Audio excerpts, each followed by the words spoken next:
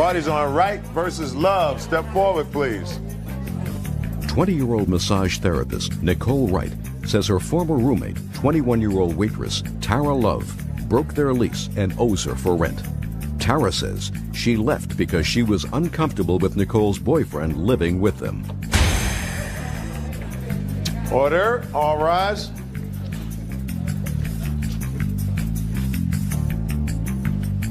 Yeah, it's case number 123 on the calendar in the matter of right versus love. Parties have been sworn in. Judge, you may be seated. Sir, ma'am, have a seat. How long did you know each other before you started to room together? Approximately, I'm not sure, like a month. We met in January at a mutual friend's birthday party. And I assume that both of you were in need of a place to live and decided to rent an apartment together. Yes. You signed a lease? Yes. For 6 months. 6 months. And after less than a month, Yes. you moved out. Yes.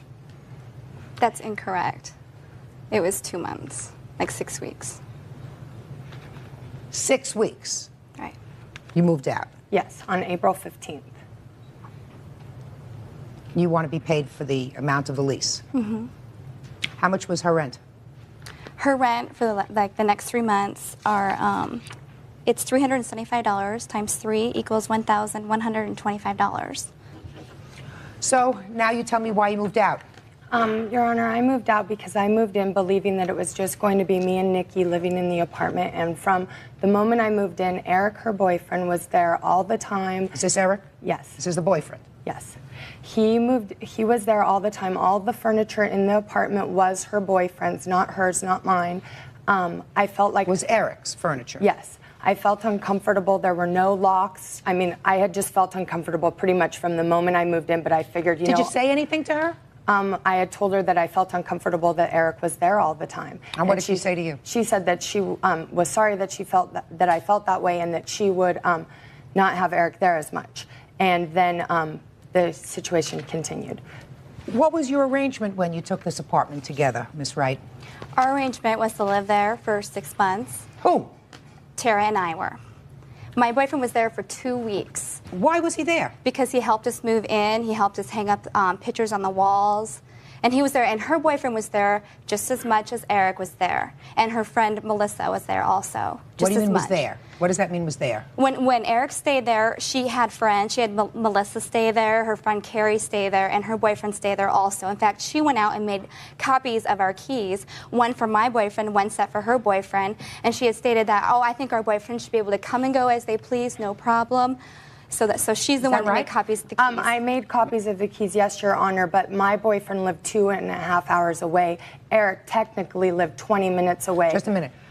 When you say your boyfriend lived 2.5 hours away, how often did he stay at the house? I would say approximately maybe 4 to 5 times slept over, because most of the time I was upset. I would call Melissa crying. I would stay at Alex's house, which was my boyfriend, crying because I felt uncomfortable. I did not want to come home.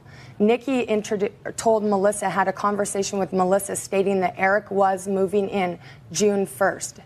Oh, that is not She true. told me that in June that she was planning on having Eric move in. Well, he was already moved in.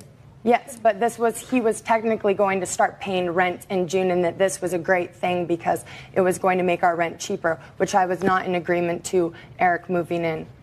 Okay, step up here. Your Honor. You're Eric. I'm Eric. How old are you? I'm 22. You work? I was going to school at the time, and I had an unpaid internship that I was doing, or that I just finished So the doing. answer is you don't work? No. And I assume that since you don't work, you were living at home? Yeah. But you're her boyfriend? Correct. Now, what furniture was this that you moved into the apartment? Well, we had maintained a residence together beforehand, and I had a... Explain that to me. We had been together for 6 months before, and we had a lease together. But because he was having this unpaid internship, he moved back home with his parents. But I didn't have any furniture of my own, so he said, yeah, you can use my couch, my chair, and my Just furniture. a minute. So she is correct. The furniture that came into the apartment belonged to Eric. Right. And Tara knew that previously. She knew that it was going to be his furniture that we were going to use. And she was happy with it. That's fine. Now, Eric, your girlfriend and your furniture, right, Correct. are all at this apartment. Now, you're not going to tell me that with your girlfriend and your furniture in this apartment, you were living at your parents' house. Well, it wasn't all my furniture. It was No. just like- Look, Eric, listen. You're not going to stand there and tell me with your girlfriend and your furniture all in this apartment that you were living at your parents' house, are you? Well, I was. Yes. Yes. I stayed at both places, ma'am. Baloney. Your Honor. Just a second. That's baloney. Judge Judy continues in a moment. People, Judge Judy. Nicole Wright claims ex-roommate Tara Love owes her for breaking a lease. Tara claims Nicole's boyfriend staying there was not part of the deal. Can you think of any other reason, Miss Wright, why Miss Love moved out of the apartment? She moved out of the apartment because she said we had personality conflicts. She said she moved out because we didn't get along. And who lives with you in the apartment? I live alone. With his furniture? Just a couch, a chair, and a dining room set. The bed set, the bedroom, all the bedroom furniture is my own. Is he still your boyfriend? He's still my boyfriend. So why doesn't he live with you? Because he doesn't have any money. Because he doesn't Just a work. sec. He had a Just a sec. 40-hour-a-week internship Just a second. that was non-paid. Miss Wright, I'm trying to think of the common sense of this. He's your boyfriend. His furniture is in your apartment. You had previously lived together. You don't have another roommate, and yet you're telling me that he doesn't live with you Exactly. because he doesn't have any money. Is that what you're telling me? That's he doesn't live with exactly you what because I'm telling you. He doesn't live with you because he doesn't have any money. Well, what difference does it make? You don't have another roommate. Why not have his companionship? Since you don't have anybody else living there, why don't you have him living there? Because I didn't want to mess up the whole lease. Because when we signed a lease, which I have a copy of, it was for 2 occupants, Tara and I. Oh, but you say at least for 2 weeks. She says for more than that. But at least for 2 weeks, he was in fact living there with you. He wasn't living, he just stayed occasionally. He was there. That's not what you told me a moment ago. You Well, he told me was that staying there. He was there. Look, it is clear to me that there was a misunderstanding that the two of you had with regard to the ground rules of this apartment. And the understanding was that the two of you were going to live there alone together. Right. With our boyfriends could come and go. No. Just a second. That's what she had said. Boyfriends could come and go is one thing.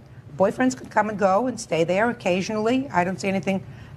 She's not faulting that. She's faulting the fact that Eric over here Was there for 2 weeks. I don't believe, first of all, I don't believe that. Second of all, when you move into an apartment, you move in, she expects to have the two of you living there together alone. Yes. And if I believe you, which I don't, because you told me this story is with the same look on your face as you told me the story that he doesn't stay with you now because he has no money, so you're living there alone, which doesn't make sense to me. With the same look on your face. So, he moves in, and he's there for, according to you, 2 weeks. Totally unacceptable to her. According to you, the lease called for 2 people to live there, and she moved in, and the initial move-in was with 3 people. So, Eric, get a job. Looking for a job. If you want to live with your girlfriend, get a job so that you can help her out with the rent, so that you can legitimately live with your girlfriend and the furniture. Do you understand? Perfect. This lawsuit is dismissed. That's all. Parties are excused. You may step out. I'll be back there to your right, please. I felt uncomfortable living in the apartment, and I'm just glad everything's settled now. He was never living there. He never was going to live there. We were going to live there alone, Tara and I, until our lease was up. And now the next case. Parties on Peterson versus Coleman. Step forward, please. 32-year-old construction worker Patrick Peterson is suing his ex-girlfriend, insurance sales rep Penny Coleman, for the return of his stereo after he left her. Penny's countersuing, claiming his father wrecked her car. Mr. Coleman, according to your complaint, sir, you had a brief and temporary separation from your wife. Correct. And during that time, you met Miss Coleman. Correct. Began dating and, according to you, moved a lot of the stuff, your stuff, into her house, or some of your stuff Yeah. into her house because he was spending a lot of time there. In January, when you decided to try to reconcile with your wife, you went back to retrieve your stereo. Correct. Ms. Coleman would not return it to you. You have a counterclaim that you're going to tell me about, something about damage to your car. Correct. Now, Mr. Peterson, did you in fact live at Ms. Coleman's home during that 3-month period? No, So why did you move your stereo in there? because I've spent most of my time there, and I didn't have a lot of furniture in my house, so I was more comfortable there. That's where I spent most of my time. Did you mind him moving some stuff into your house? Yes, I did. In fact, when he asked to move it in, I asked him not to. I didn't think our relationship was going anywhere. He was there a lot of the time, and I said, no, you know, don't do this. And So you didn't really want the stereo in your house? Right. So now, if you didn't want the stereo in your house, Ms. Coleman, why didn't you give it back to him when he left? what happened was I told him over the phone. He didn't come to retrieve it. I told him, you owe me some money. You know, I'm not trying to be unreasonable.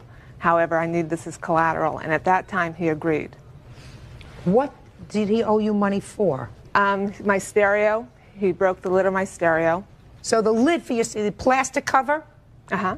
So you're talking about a couple of dollars. You're not talking about a lot of money. It's, almost $100. For the plastic lid on the stereo? $100? Mm-hmm. Give me a break. Is that what they cost? Not that I know of, Judge. Nah. What else?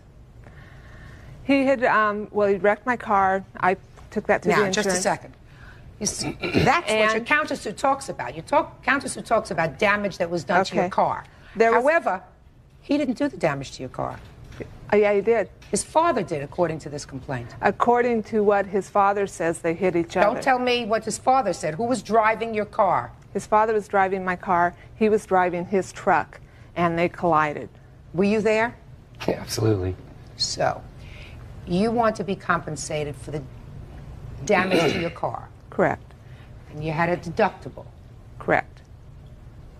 And how much was the deductible? $250.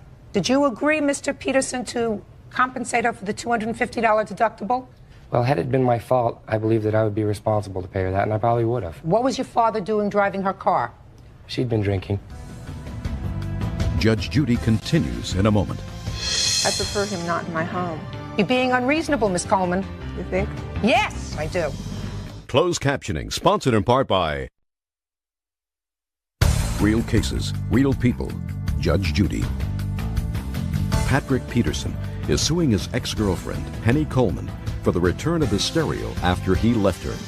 Penny's countersuing, claiming his father wrecked her car.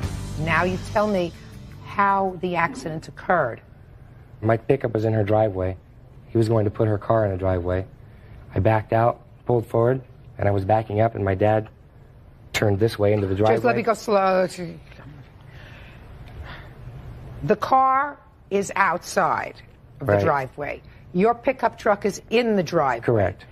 You wanted to back up your pickup truck so that your father could move her car into the driveway. Correct. And you knew that this was happening? She was in the car I with was in my the father. car. You were in the car with his father. I was in the back seat. We had gone out to dinner. Okay. You weren't feeling well? Is that why you were in the back seat? I never drive when I've had anything to drink. So you asked? He was in the front seat. We had all three gone out to dinner. Gotcha. So now you tell me. You're backing your pickup truck out. You get out of the passenger side of the car where Right. you were driving with your father. She's in the back seat of the car. Right. You back the truck out. Your father does what? I backed the truck out and pulled up against the curb. And when he was backing her car in, he hit the front of her car on the back of my truck. So your car was stationary. Yeah. So your father was responsible for the damage to the car, In my right? opinion, yeah. Okay. And, well, if he hit your stationary vehicle, then he would be responsible for it. Did you agree to pay for the damage to the car? Yeah, me and my father said we'd fix her car. I changed my mind after she'd collected a check from her insurance company, though. Do you do car repair work? No, but all I did is put a hole in the bumper and break the turn signal lens out. Well, that's at least $250 worth of damage, right? Right? So for her to request $250 for the damage to the car is not unreasonable, correct? Correct. Fine. Did you fix the car? Now I'm waiting for the $250 deductible. How long ago did this happen? October. You've been driving the car for 10 months now without fixing it. Right. Why? Why not? I mean, the car... Why not? All right, here we go. Why not? The car Okay. works. The turn signal works. It's just that if I want to resell that car, it's got a problem here. He did some damage to my car. And the other part that I'm suing on is I want somebody to come in and remove the stereo. I don't want that in there. He's going to come in and get the stereo. He's not. I'm going to have someone come in and take it out. He had to pull up the carpet to do it. Pull up the carpet. Shh, just a second. Why can't he come in to take out the stereo? I prefer him not in my home. Why? I think that since he put it in there against my wishes, I would like for him to pay for somebody to come in there and remove it. No. Not I don't hear anything about any domestic violence. I don't hear anything about any threats or anything else. I mean, I hear about a guy who had a 3-month hiatus from a marriage, made a mistake, and is having his stereo system held hostage. Now, I don't see any reason for you to hire somebody to take out his stereo system. You have a friend or someone else who can be there when he takes the stereo system out? I don't think that he can take it out and put my property back to what it was. I don't trust him to do that. You let him put it in, and he put wires under your carpet? Right, which has to be... And he tacked it down. When he was finished? Basically, yeah, something. I don't know that much about it. Well, you know what your carpet looks like, Miss Coleman. Yeah, I know what it looks like.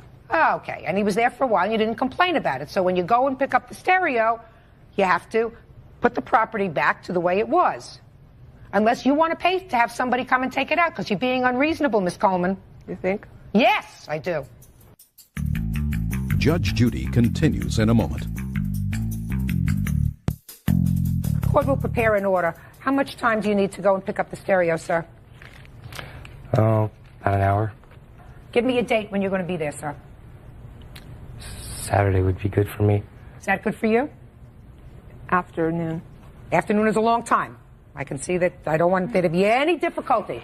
What time Saturday afternoon? What? Anytime between 1 and 3.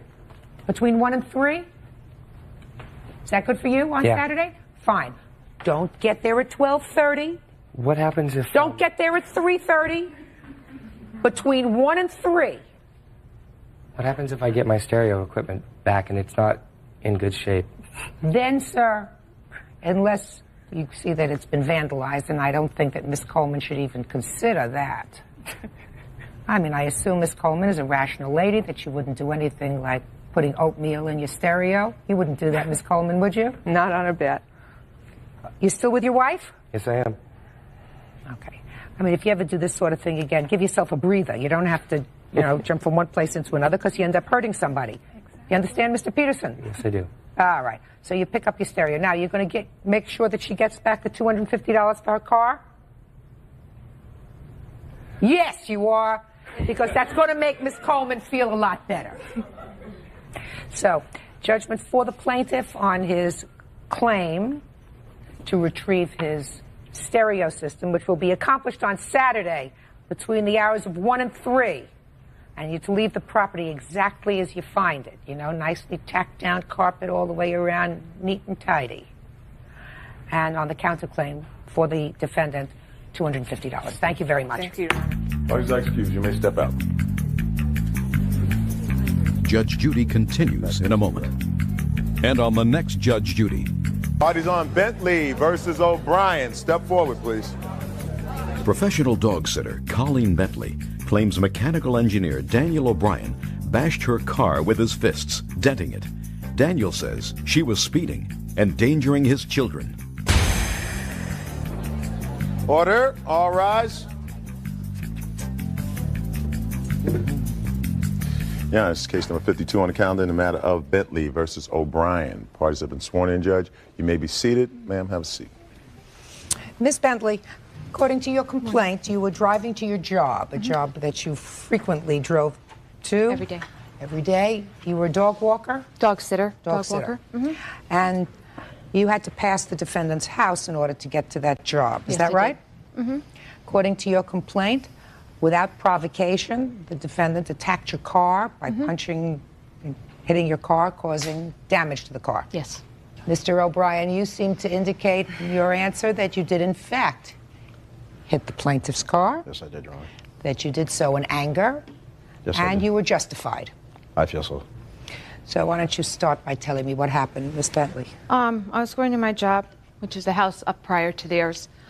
I started to go by their home, and his wife ran out and started calling me an effing pig and a slob, and said I was going too fast up her road, that this was her driveway, and she was going to call the police. So I just drove by, went in the house, and I happened to look down at her, and I said, I'm sorry I wasn't going that fast, because she wasn't stopping. I was petrified of her. I had no way out of this house. If I needed to get out, I was afraid. You mean it's a common driveway? It's a common driveway, yes. And, so you have to pass their house in order to get to your place of employment? Exactly.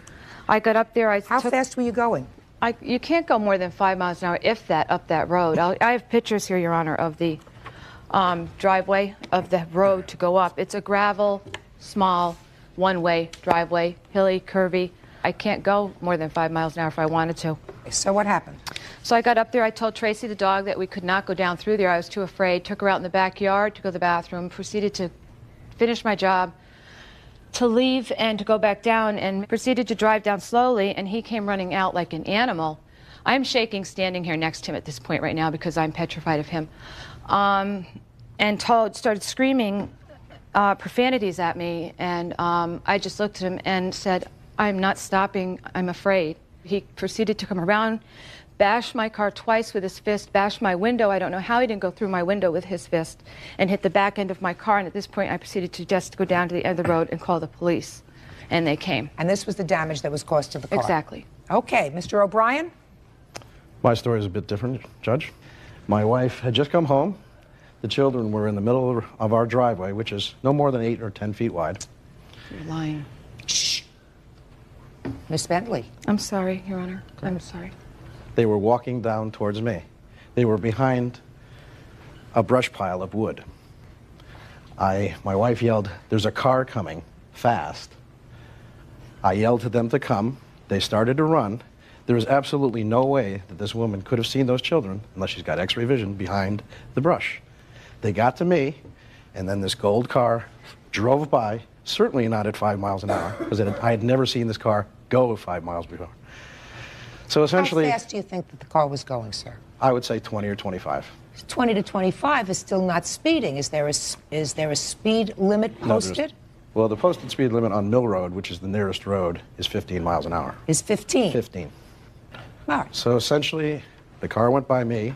My wife was in the middle of our driveway, in front of our house, and I will defer to my wife because she's the one that really dealt at that point with the plaintiff. May I interject, Your Honor? Sure. I was out of it. I'm Sharon O'Brien. 20 to 25 miles an hour on a very narrow driveway, whether who owns it or not, with 2 children, a 4-year-old and a 3-year-old, as you see, Your Honor, is excessive speed. Okay. I walked out. I could not have gone 25 miles an hour on that road. Sorry. The plaintiff, Your Honor, I ran out. The children ran down the hill. There's pictures, if you have the They pictures. were not even there. Listen to me, Miss Bentley. They were quiet when you were testifying. Okay. Is that right? Yes, I'm sorry, but they're so lying. Listen to me. They sorry. were quiet when you were testifying. You have to be quiet. Now it's their turn. Okay. Good. I had come back from the park with the children, came out of the garage. Children ran down the hill to see their father. I heard the car come and yelled, stepped in the middle of the driveway, said, "Slow down." I did not swear, Your Honor. I had a tendency to swear, but I did not at that point. The plaintiff plowed through me. I stepped out of the way for fear of my life. She went to the house, be honest, which is about a half football field length. She got out.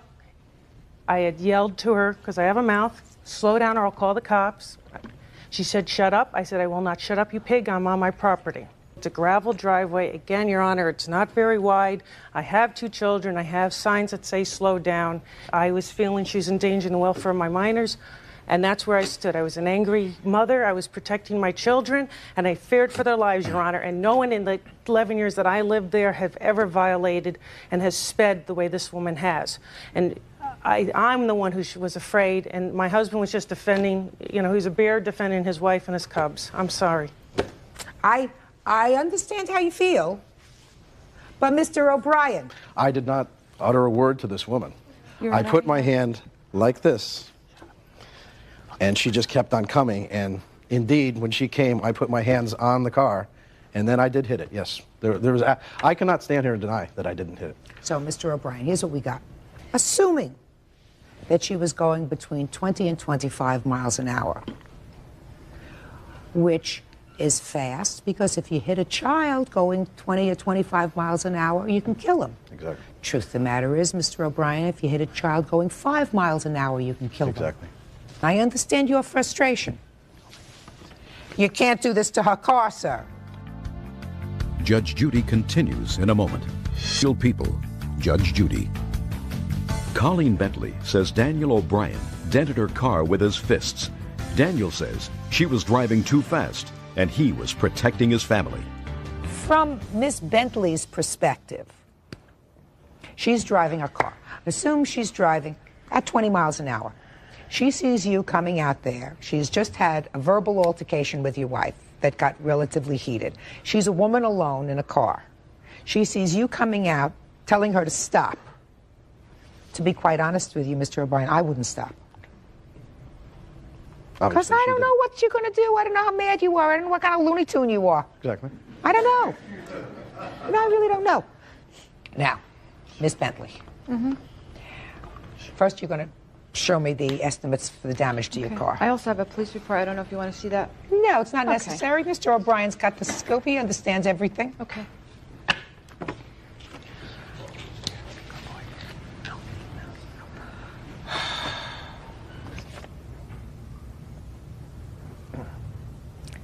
Did you have the car fixed? Not yet, Your Honor, no. You have insurance on the car? Yes. What's your deductible? $500. So your real out-of-pocket expense of $500.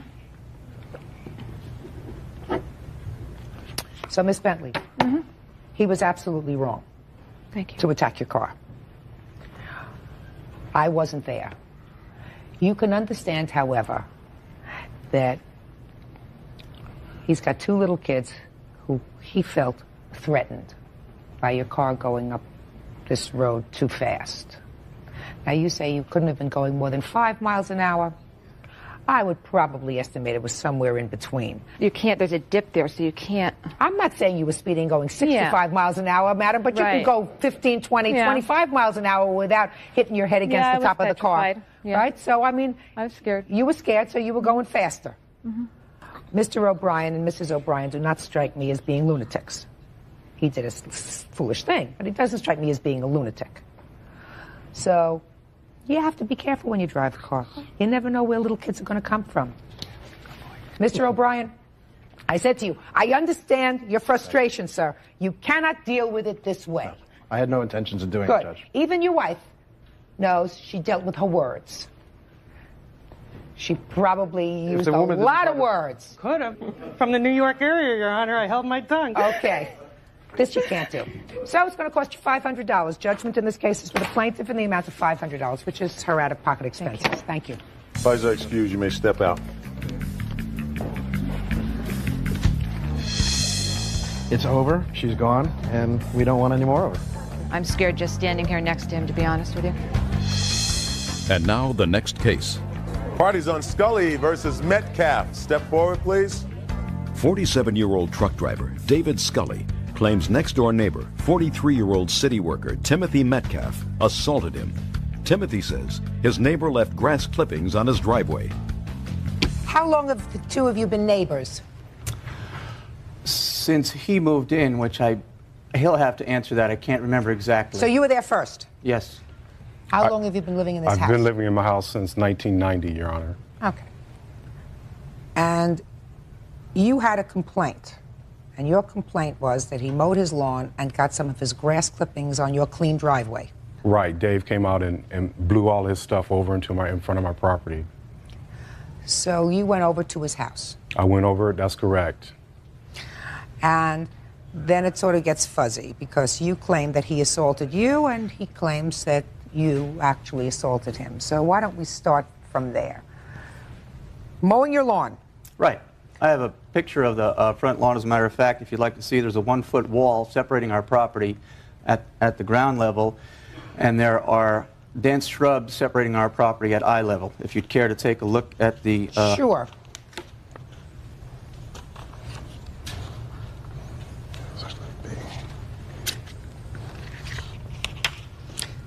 You mean this brown part is your lawn?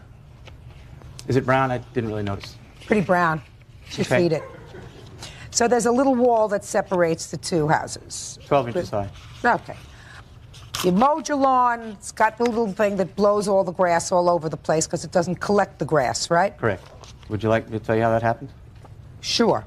Okay. Well, as I said in my statement, I mowed the lawn, and there is that barrier, both... I heard about the barrier. and the Can we move visual on? I have barrier. other cases. I went inside for about 20 minutes watching TV. The bell rang. I came outside. There's my neighbor, Timothy Metcalf. I asked him what he wanted, and he was not over there for discussion. He said... Just tell me what he said. Would you like me to tell you how he said it, too? Yes, I I'll try would. to imitate him.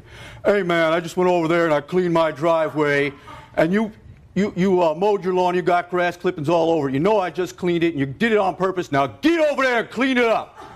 And that's exactly how it happened, Your Honor. So then what happened? I was standing right at my front door, and I said, I really don't appreciate you coming over here, speaking to me this way, giving me orders like that. Then he said, hey, man, I had enough of your shit, man. I can kick the shit out of you, man. And I said, well, you think you can.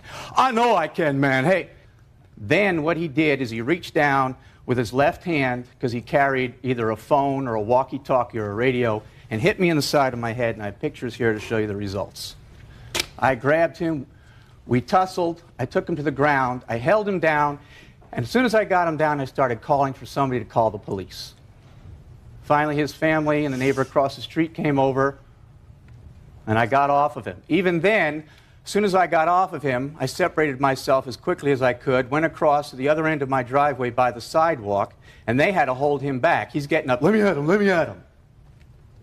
Finally, his wife escorted him back to his house, and that's exactly what happened, Your Honor. Judge Judy continues in a moment. People, Judge Judy. David Scully claims next-door neighbor Timothy Metcalf hit him in the head. Timothy says his neighbor made a mess of his driveway. Oh, Mr. Metcalf, I'll hear you, sir.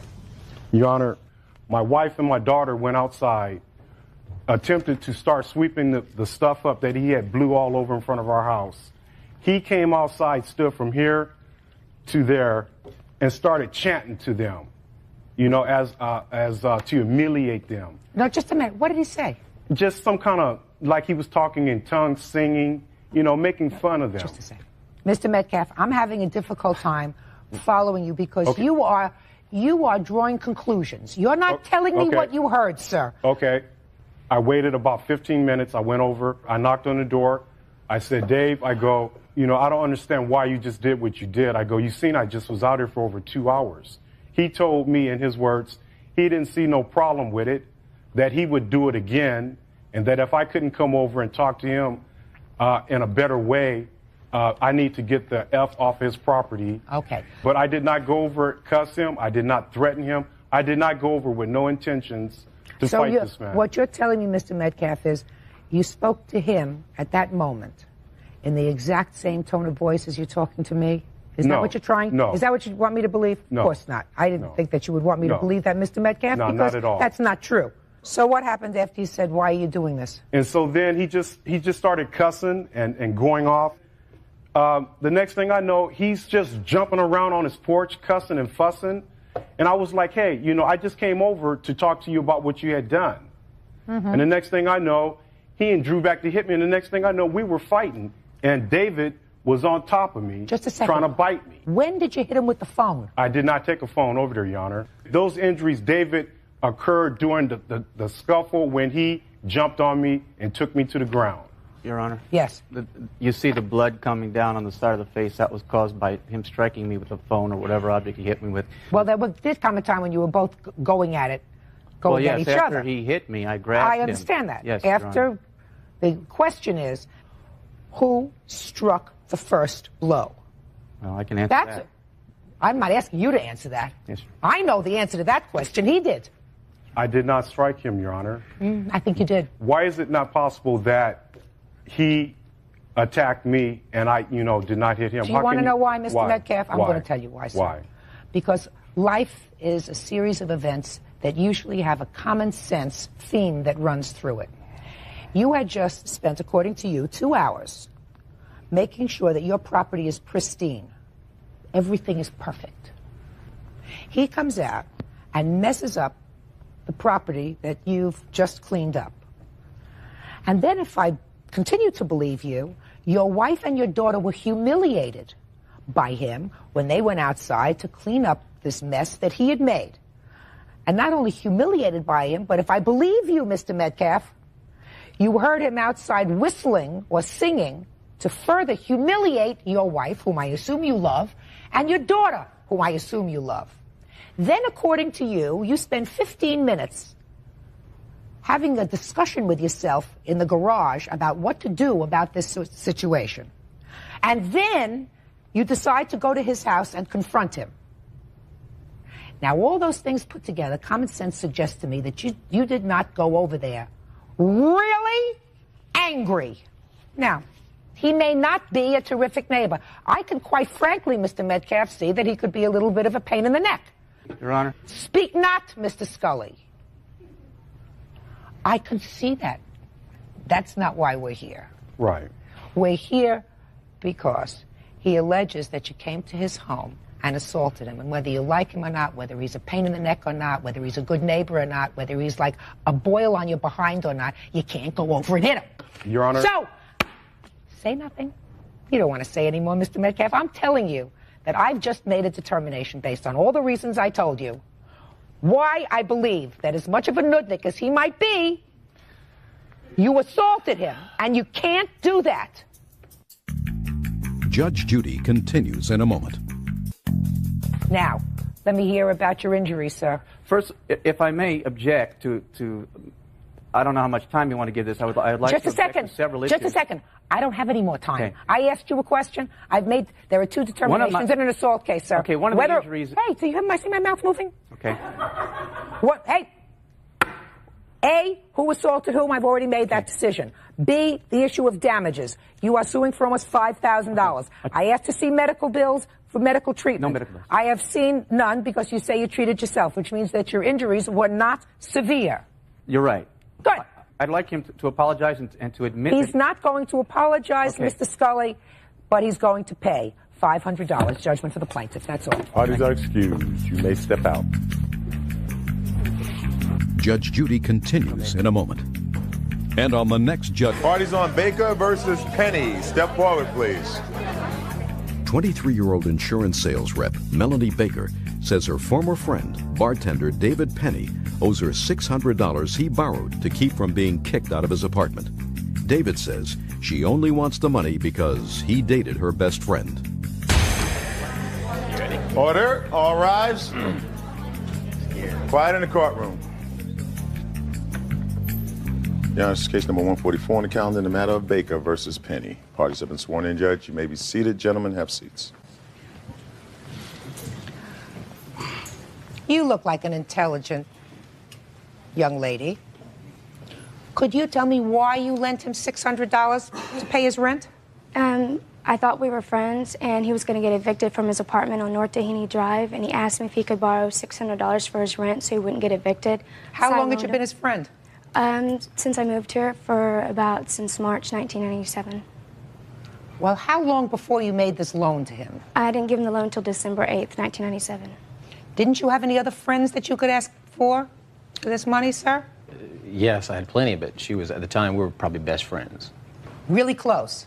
Really close. So why didn't you pay her back?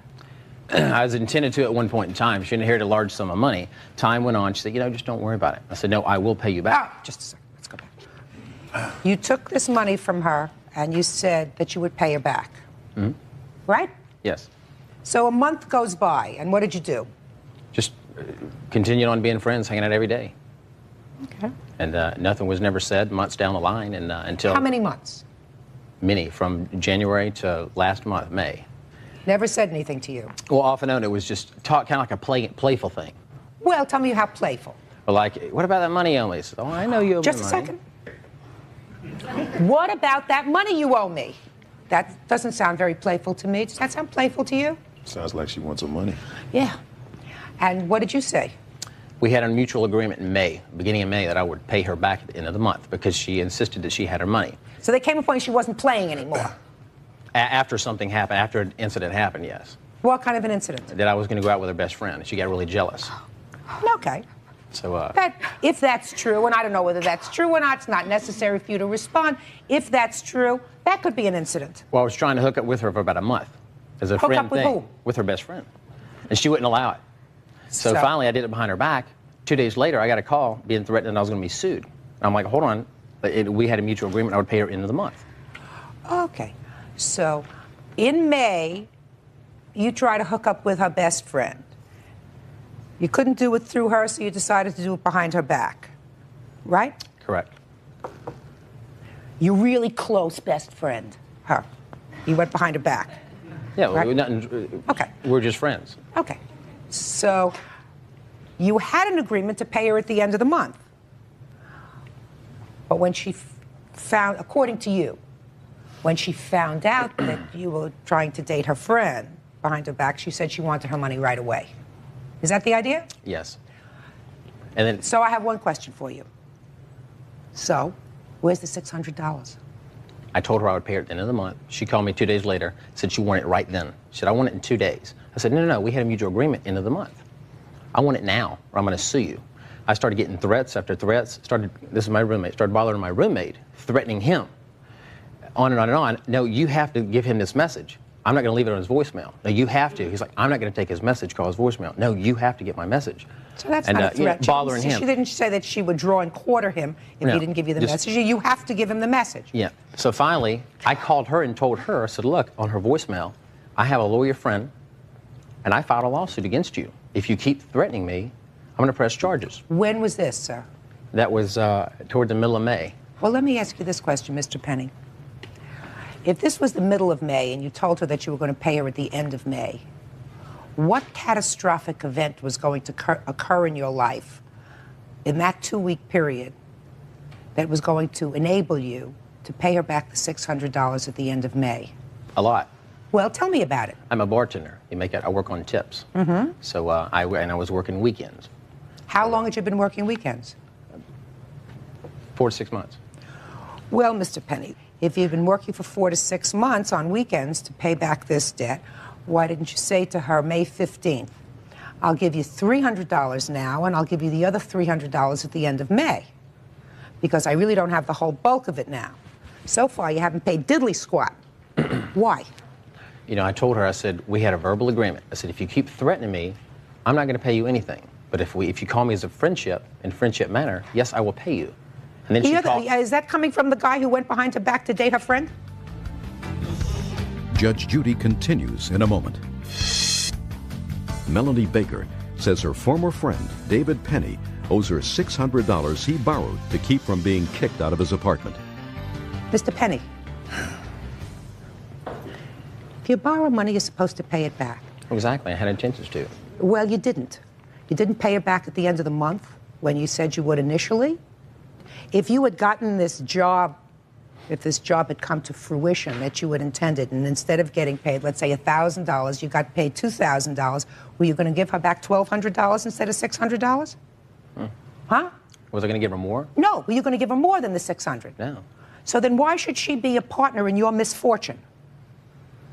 Well, who made her a partner in your misfortune? You didn't get the job, you didn't get anything. So you still owed her the money. So she waited that month, nothing happened. She kept asking you for the money. She may have not said it in an angry fashion. She may have said, tell me what you said. No, I've actually asked him for my money repeatedly and called him on the phone, and he told me that we got in an argument about the money, and he kept blaming me for him not getting jobs and making excuses. And what kind of excuses? Because he's already given me a few. It's my fault I didn't get him a job through some friends of mine that work at a club, and I don't know why he didn't pay me back. He went to visit his daughter in Florida and had the money to get an airplane ticket and stay in Florida, but didn't have the money to pay me back. And that's when I came back and I told her I would pay her once I saw my daughter. She's like, I don't care about your daughter. I want my money. You owe me the money before you go see your daughter. Just a second. You owe a debt before Exactly. you buy airplane tickets to go someplace. You take care of that debt. And I was going to pay her, but then she started threatening me. Gonna. What do you mean? You promised at the end of the month. Yeah. Months went by, you didn't pay her. And then we had the verbal agreement. Then she started to threaten you. Exactly. Oh, please, why am I wasting my time with him? I have better things to do today. Mr. Penny, you owe her the money. Pay it. $600 for the plaintiff. Parties are excused. You may step out. Out the back door to your right, please. It was after David started trying to go out with one of her girlfriends. And after that happened, that's when the money thing really, I want it now. So. I just realized then he wasn't a friend. He just takes people for money. He's a liar. He's an actor. That's what he does. And now the next case. Parties on Ursino versus Anderson Lawrence Bigfoot. Step forward, please. 23-year-old student Kirsten Ursino is suing Jeremy Anderson, Rich Lawrence, and Bryce Bigfoot for vandalizing her home. Miss Ursino, I found both your complaints and I certainly found your answers very difficult to understand. But what I gather is that you knew these three gentlemen. Yes, I did. And you invited them to come to live in your home because they had no place to stay.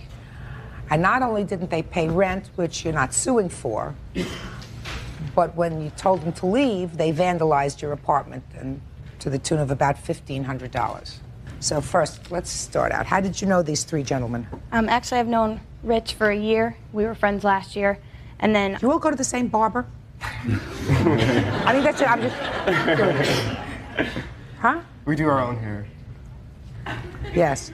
I've known Rich for a year. We've been friends for a long time. And through him, I met Bryce this year in May, actually in June. And I met Jeremy a little bit before that when he and Rich started dating back in May. Rich is who? Rich. And Jeremy's right next to him. And you are? Bryce. Bryce. Rich and Bryce lived in Maine. Rich had moved there last year. So when they were coming back to stay, they had asked if they could stay with me, and I told them yes, but so that I could pay my rent, instead of asking my father to help me out, because my roommate had just moved out, we would split it 4 ways, and that was agreed to. So far, is that correct? Somewhat. What's wrong? Basically, the arrangements that were made approximately a week before I came from Maine was that the first paycheck that we received from the job that we received when we got down here was going to be given to Kirsten for rent for us staying in the apartment. We were only going to be staying in the apartment until July 31st. And when did you move in? We moved in, I believe, June 9th was the day that we came back. So you're going to stay there about 2 months, and you agreed to give her your first week's paycheck. Yes. To pay rent. Yes. Correct. So did you give her your first week's paycheck? We weren't there when we received our first week's paycheck. We were there for 2 weeks before we actually ended up moving out. Yeah. Is that right? What they're telling you is partially true, but they lived there for 2 weeks, but the agreement was made back in May. If they got a job the day they were coming in, and I told them they had to go the next day to a temp agency and get a job the next day, so that way their rent would be the following week. But instead of doing that, they spent the 2 weeks not doing anything. That's not All true. of them? That's not true, because with Just a second. All of them? Rich had gone to a deco a week and a half after he got there. What's a deco? A deco was a temp agency. But Jeremy actually quit his job the day Rich got there because he didn't want to go to work that night. He wanted to spend the evening with Rich. All right, so I gather from your papers that you got disgusted with either one or all of these guys hanging around, not paying any of the bills.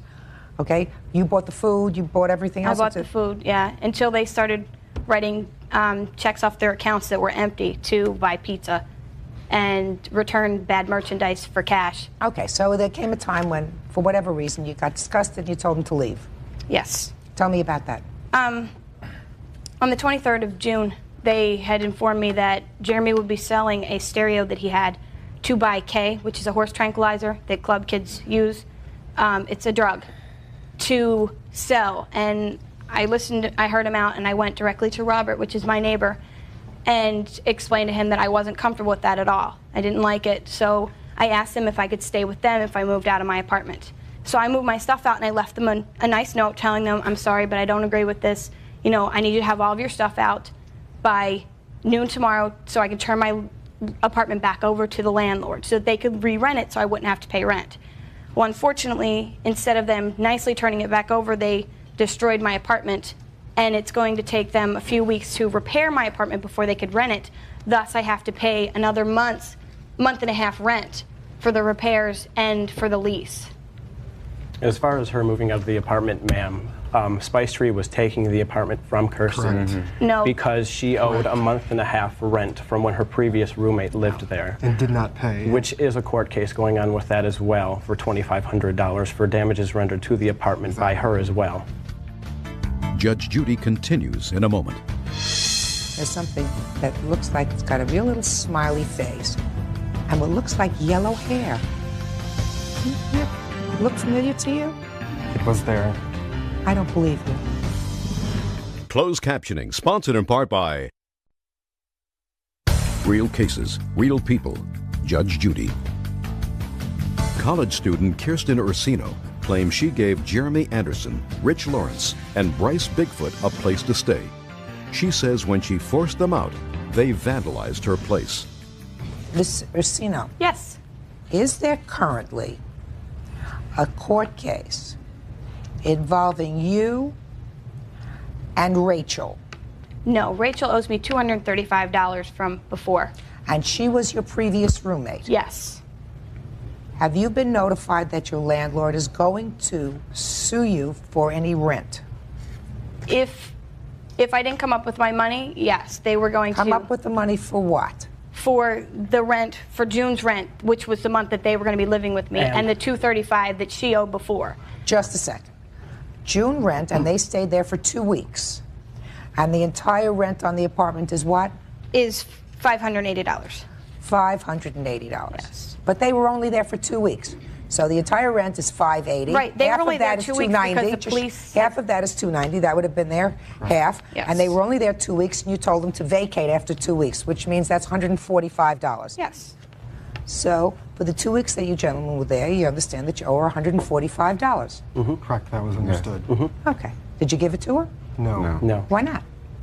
Because she told us to leave, and Kirsten and I had talked on 2 occasions before the day she moved, and she said she did not know, but she was fairly sure that she was planning on not moving because she was planning on getting money at the end of the month, and she was hoping that by letting Spice Tree Apartment Complex file court papers against her, that would give her an extra 30 days to come up with the money that was due to them. That is correct. That was the plan that she had made with all of us. With all of us, not only Jeremy. And That when her and I... was discussed. We had, Yes, it we had was. 30 days up Yes, it until the was. court date was set for her eviction notice from that apartment to That come up was with the made. money that was owed on the apartment. Yes. And when I said that I was willing to pawn my $700 stereo to give her money, she was ecstatic about getting money from me. That stereo was actually... He had stolen a watch to get that stereo and then returned the That is a stereo. lie. for Well, that's a lie anyways. Ooh, sounds like everybody here is trying to scam somebody. Exactly.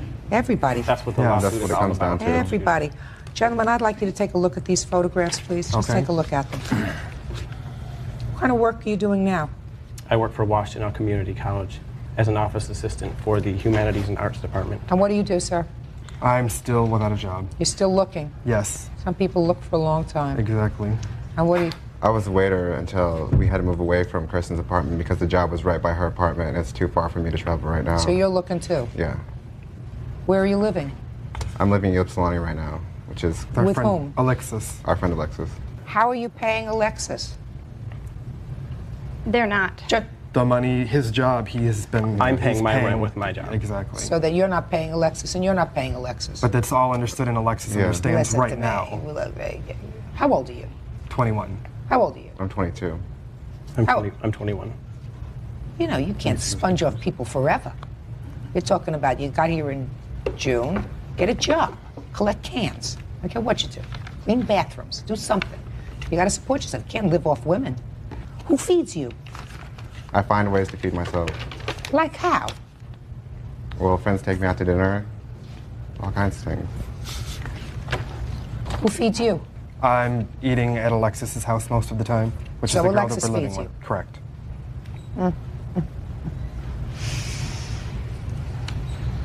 Now, Mr. Sino, Yes. there were a lot of what appeared to be cigarette burns and furniture. Yes. Were any of those there before these 3 gentlemen moved in? There was one cigarette burn in the center seat cushion of my sofa that my previous roommate had caused. All of the ones along the back were done that evening. There's one there that looks like it's got a smiley face on Yes, it. that was actually lighter fluid. There was a broken lighter on the sofa. According to the police officer, he said that it looked like they had poured lighter fluid. Don't tell me and what it the smelled police like lighter officer fluid. It smelled like lighter fluid when you got close to my sofa.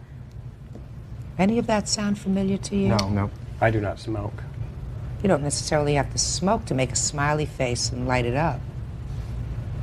There's something that looks like it's got a real little smiley face and what looks like yellow hair. Did you see that? Yes, I did. That look familiar to you? It was there. It was there. I don't believe you. Judge Judy continues in a moment. Oh, I have a feeling that all you young people deserve each other. You know, when people talk to me about, oh, they're an adult, they're 21 years old, I say, adult, they're 21 years old. They're morons.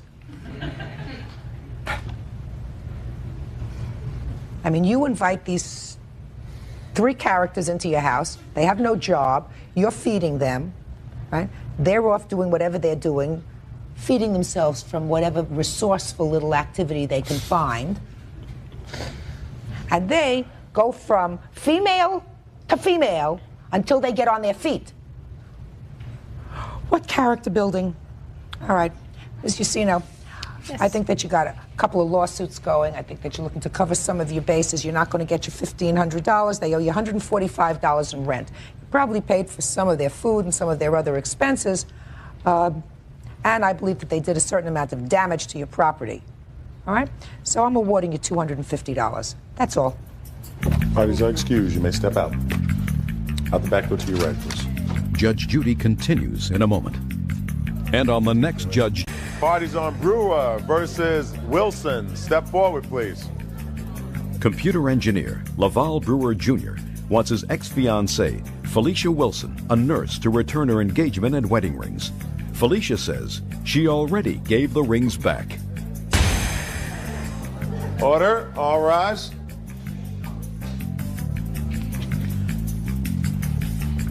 Your Honor, this is case number 110 on the calendar in the matter of Brewer versus Wilson. Parties have been sworn in, Judge. You may be seated. Mr. Brewer, how long were you acquainted with the defendant before you became engaged? About 2 years. I had been employed at the medical center, and she was a nurse at the same center. How long did you date before you became engaged? About 3 months. And according to your complaint, you bought some engagement rings. Yes. Did you go shopping for it together? We went together, and she picked it out. And I just stood back and watched because she had made the comment that that was the binding contract for our relationship to be a solid union. Well, you must, Mr. Brewer, you must have said, will you marry me? Does that sound familiar? At some point, you must have said, will you marry me?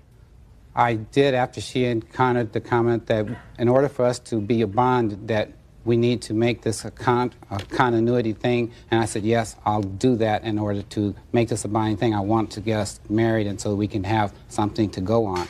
But like I said, 2 years prior to meeting her, I only had met her in coordination of going back and forth through my job. So you really were dated for 3 months, although you knew her for 2 years. Right. You went shopping for the rings together, is that right so far? That's true. Bought the ring. How much did you pay for the rings? It was $2,600. Okay. And then the engagement was broken. Yes. We went to a concert, and she got, I found that she had a drinking problem, and I didn't know that. And it became more and more aware of it by the fact that she began to act violently. Like, we went to a concert, and the concert was Yanni, and she stopped the show. She went up on the stage and actually stopped the show. Is that true? No, that is not true. Did you go to a concert, a Yanni concert? Yes, we went to a concert. What happened there? We just left the concert because of his behavior, because we could not get along. We were starting to... I'm sorry. We had already been having some disagreements, and we just could not connect as to what we should do in the concert. Okay. Let's pass the concert and let's go on to the broken engagement. Okay. For whatever reason, you decided it was not a good idea that you marry. Is that right? how that ended is what we had got an apartment together. She couldn't get an apartment. She said she wanted to get away from her household because she was having problems there, and she wanted to develop into more of an adult. And so we were going to make that move, and then when she came in, she wanted to buy clothing because she wanted to take a trip. She bought clothing, and we just did a whole lot of things together. And during this situation, at the end is when I had gotten financially just diluted to the point I didn't have anything left. She said that she didn't want any more to do it. I told her because we couldn't pay the bills. We couldn't pay the bills. Were you living anymore. together at the time? Yes, we were. How long had you lived together? For about a month. You decided that you weren't going to marry. She decided that. She decided. Tell me about that moment when you told him that you didn't want to marry him. Well, first off, we had irreconcilable differences. Lavelle, he was extremely verbally abusive. He was manipulative. He tried to control my accounts. He wanted to control my finances. I had gotten an apartment by myself. I had moved in. A few days later, he moved in with me. So I told him that I would pay all the bills, which I did. I paid for the rent. You only lived together for a month. Which is true. Okay, so you only lived together for a month. We're not talking about the national debt. Okay. You decided you didn't want to marry him. According to him, you broke it off. Tell me about that evening or day when you told him you didn't want to marry him. I told him that I can't take this anymore. No matter what I do, it was never enough. I couldn't take him. So you told him you didn't. What did you do with the rings when you told him you didn't want to marry him? I gave him the rings back. No, she didn't. No, I put the rings in his hands. I told him, I do not want to marry you anymore. I cannot take this abuse at all. Then why, Miss Wilson, would you think that he filed this lawsuit against you for the return of the rings? I'm astounded that he filed this lawsuit against me. I am totally shocked. Did you buy these rings on time? Were you paying them off, or did you pay for them all at one time? Oh, no, I'm still paying them. Let me see the proof that you're still paying for them. I just got the proof that I purchased. I didn't bring the paperwork that I'm still paying for them because I have that. I'm paying through it through consumer credit.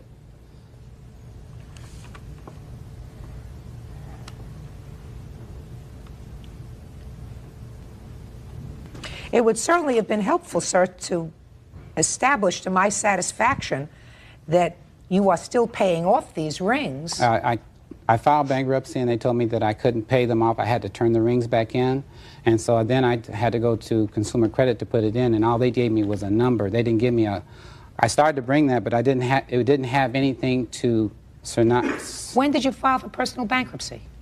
About a year afterwards, because they told me...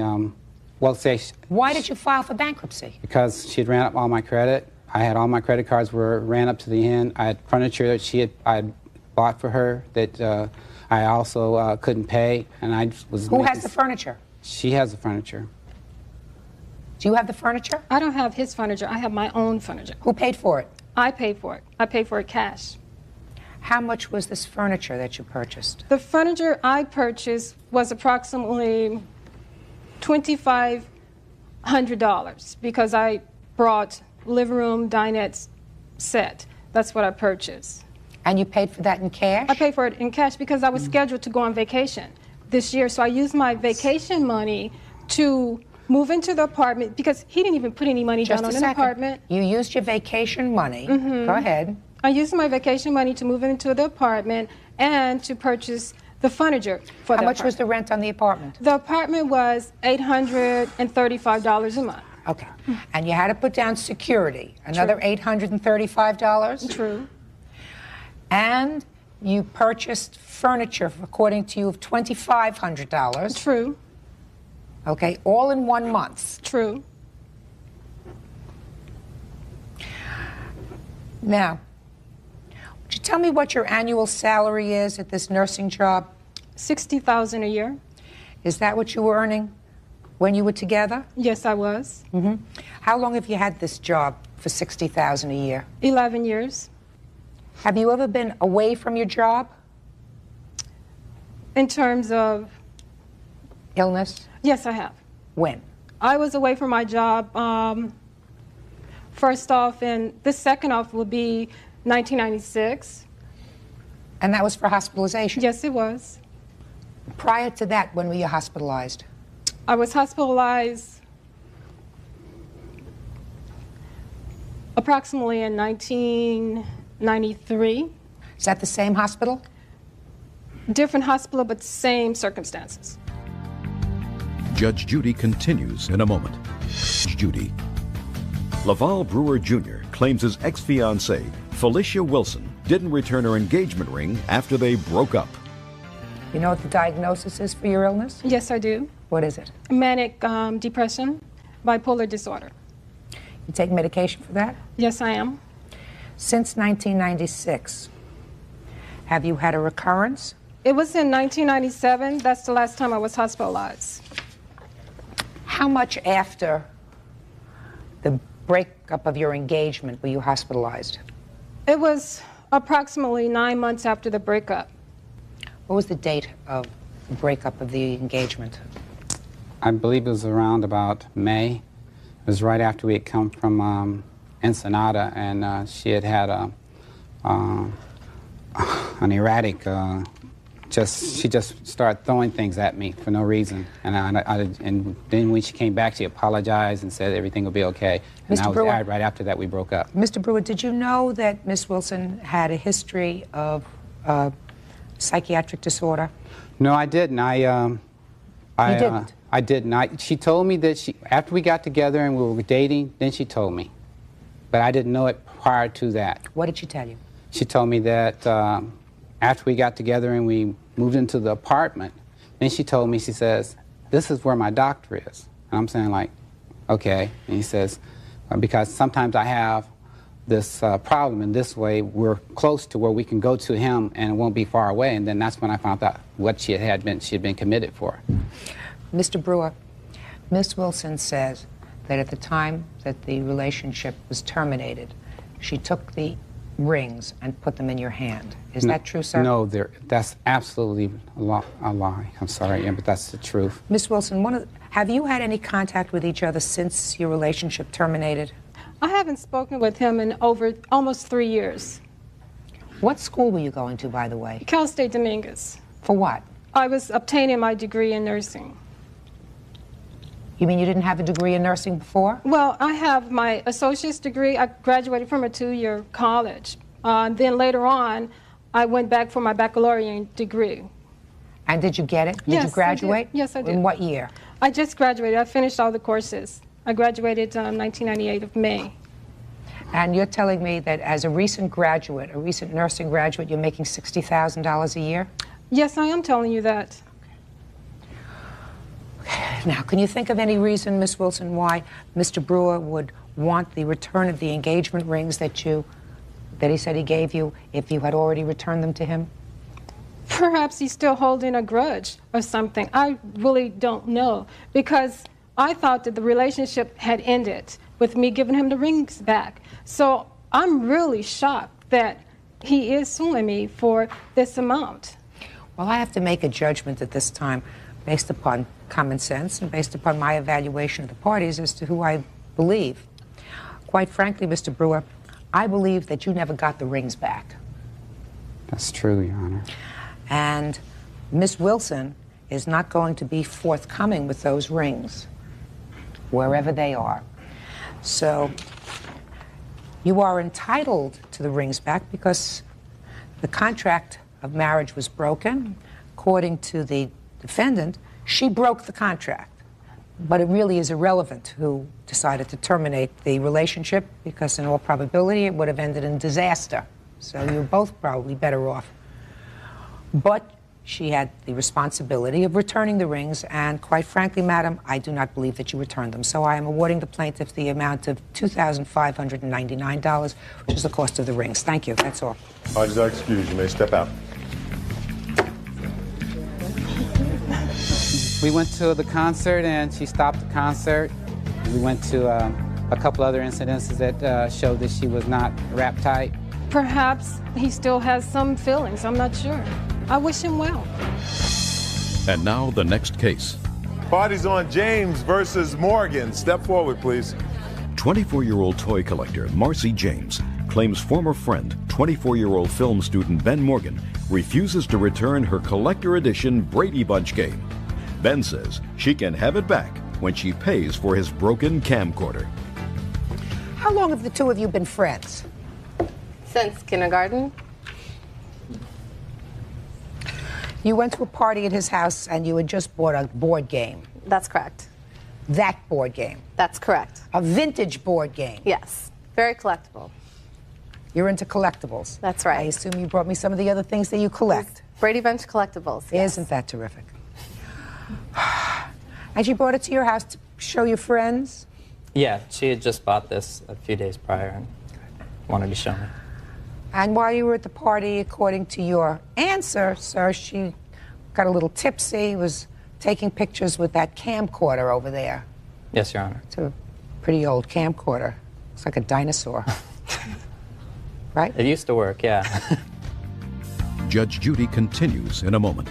If she fell with the camera, yes, and the sound goes out and the video goes, blippy, yes, it's broken. Did you see her break your camcorder? No, Your Honor. Good. Real cases, real people. Judge Judy. Marcy James claims former friend Ben Morgan refuses to return her collector edition Brady Bunch game. You say she broke your camcorder when she was taking some pictures. So you're holding the Brady Bunch board game as hostage. How much did you pay for that board game? $375. $375. And I have a receipt for it. Need the receipt for it. Okay. What kind of work do you do? I'm a toy collector. A toy collector? Yes. So you make a business of that, and when you do, resell them? Yep. How many years have you been making a living at this? Almost 10 years now. You're kidding me? No. Okay, so it's clear that's her board game. Now, tell me, sir, about this Yeah. That is not the condition it was when I had taken it to his house for the party. It was in, because I had just gotten it like the week before. It was in plastic wrap. I mean, this looks totally It was like in a thrashed. plastic bag, not like it was Miss brand James. new. Like. Miss James, you left it there. There was a party going But on. it's like smashed. It's Listen like, to me. Listen to me, madam. Okay. You've been in this business, you said, for a decade. Yeah. You want to keep your things in pristine condition, you keep them in the bag, and and when you leave the house, you take them with you.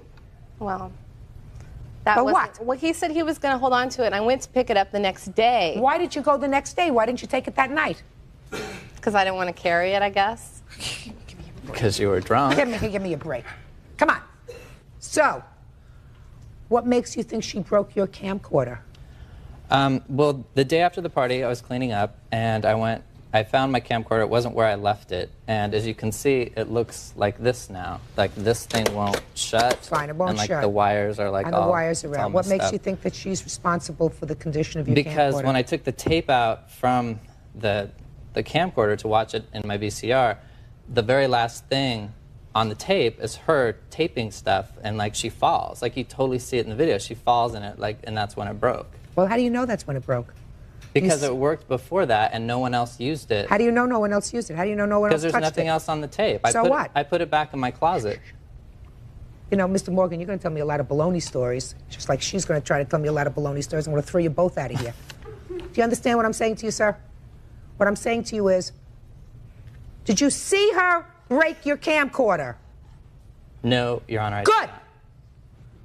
And the only circumstantial evidence that you have is that you believe that she was the last one to tape on it. If you would watch the tape, Your Honor, it shows her taping with the camcorder, and she falls, and How, it totally, how can you and see it that breaks. she's? How can you see her taping? And you hear her voice, and you hear someone say, "Marcy, what are you doing?" or "Marcy," and that's when she fell. Let us assume she fell. Yes. And then you don't hear anything else on the tape. Right, because it broke. The sound went out after that. Then you don't hear anything else on the tape. But the video kept going. So what? So, if she fell with the camera, yes, and the sound goes out, and the video goes, blippy, yes, it's broken. Judge Judy continues in a moment. And How many other people used it? No one.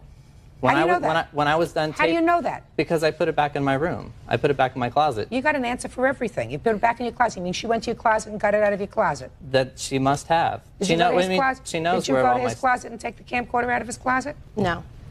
No. Oh, please, do me a favor. Listen to me. You see that Brady Bunch board game? I don't know where these people are coming from. Give it back to her. Perfect. If you could see how she was at the party, like. Excuse me.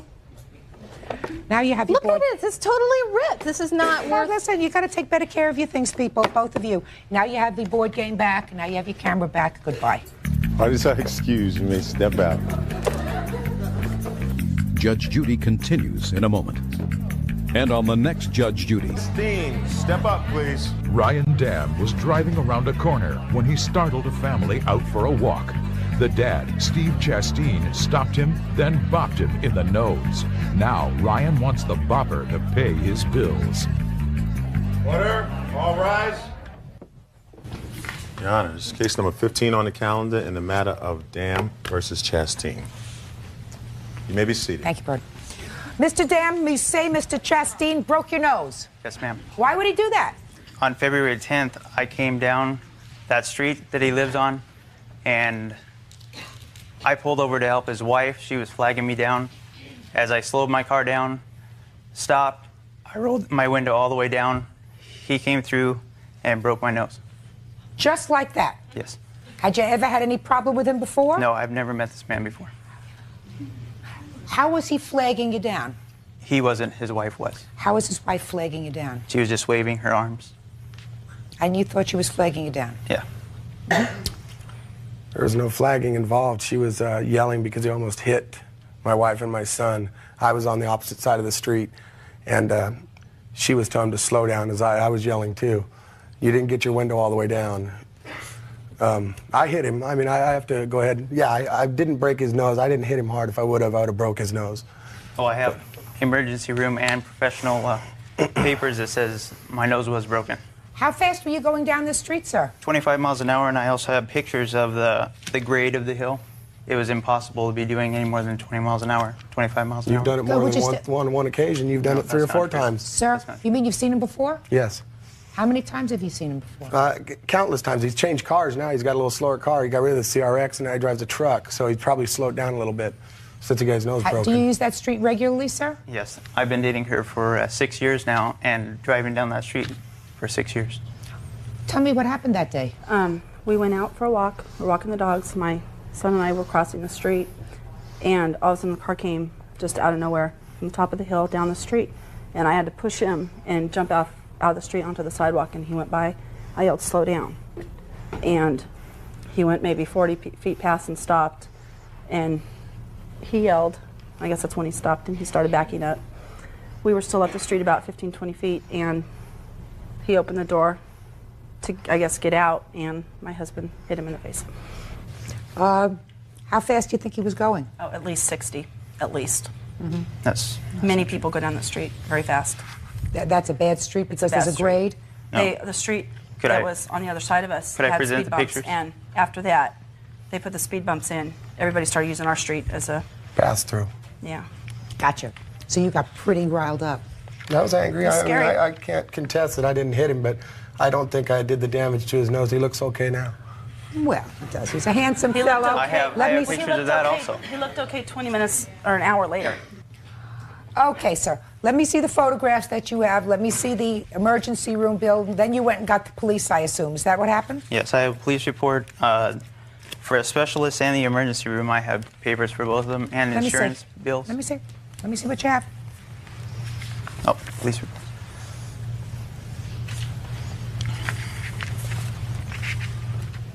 Looks like a bad street. So now you know, Mr. Dam, that she was not flagging you down. She was telling you that you were going too fast down the street. What do you mean, huh? That's not what she was doing. Well, that's what she was doing. This guy looked intoxicated that night to me. I thought that she was I was rendering assistance to her. I could have been intoxicated. You were the one that couldn't identify me. Who was when the police came intoxicated? up, they said he was very uncooperational. It doesn't justify hitting you in the face. the fact that he was speeding down the street. But if he was speeding down the street and she had to push her little boy out of the way because she was concerned, I don't care if the grade is like this. You're driving the car, you have to be careful. You mean you don't see anything that you did that night that was wrong? No, I was not speeding.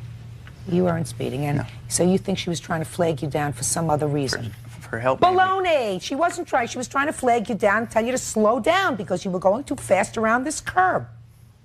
Who took these photographs? I did. Step up here.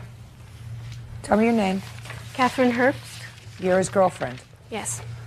And on what day did you take these photographs? The next morning, or either was that night, or it was around midnight, so I'm not really sure. Okay. And I have an emergency room bill from February 11th, 1996. Well, it was midnight, so we got there on the 10th, and then by the time we left, it was the 11th. What were your medical bills, sir? $243 is what I owe in insurance. Come up here.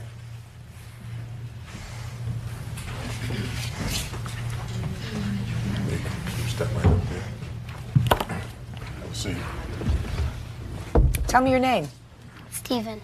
How old are you, Steven? 6. Pretty smart? You know who I am? Judge Judy. You think I'm smart? I'm not going to ask you to swear to tell the truth, but I want you to tell me the truth, okay? You're only 6. Do you remember that night when you were out walking with your mom and your dad? You remember? Can you tell me in a loud, clear voice what happened? He was speeding down the street, and I was crossing the street over to get over with my dad, and my dad yelled, "Slow down," to him, and he slammed on his brakes and he backed up, and then my dad thought he was gonna come over and hurt us, so he punched him.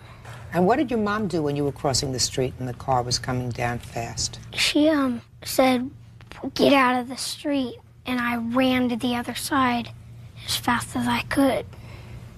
Lucky you weren't hurt. Okay. Bert will take you back. Were you in the house that evening? Yes, I was. Okay, so your bills that were not covered are $243, correct? Right. And you assume no responsibility for this whatsoever because you say you were not speeding down the street. I was not speeding. And you think that these people are all nuts and they stop every motorist that's that drives down their street? I don't know. I don't know. I wouldn't get out and fight the guy. Why would he back up? Look at this guy. I'm not mean, going to fight him. He backed up because he thought she needed help. I mean, he does not speed. I've known him since he started driving, I and have we're my known DMV for record. driving so slow. And I've never had a ticket, never had any accidents, nothing. Well, you know you had no right to hit him. I do. I understand. I didn't contest that. I went home and told my son what had happened, and it wasn't right because to make sure that he knew that that's not what you go do. But I was angry. She's ready to rule after this. Ryan Dabb was driving around a corner when he startled a family out for a walk. The dad, Steve Chastain, stopped him, then bopped him in the nose. Now Ryan wants the bopper to pay his bills. You can't put your hands on somebody, I you know understand that. So you know you're responsible minimally for his out-of-pocket medical bills, and I think that he has the right to expect some additional compensation for being hit. I'm not certain that on that day you weren't going too fast down that street. Let me ask you this question, sir. Yes. You ever been arrested for assault? Yes. How many times? One time. This time? Any other time? Yes, one previous time. When was that? That was 6 years ago. Anything else? It was not arrested, though. It was a mutual confrontation. But we both pressed charge against each other. So, yes, I've been into an assault charge before. Yes. Gotta learn to hold your temper. Yes, you're right. Right? Yes.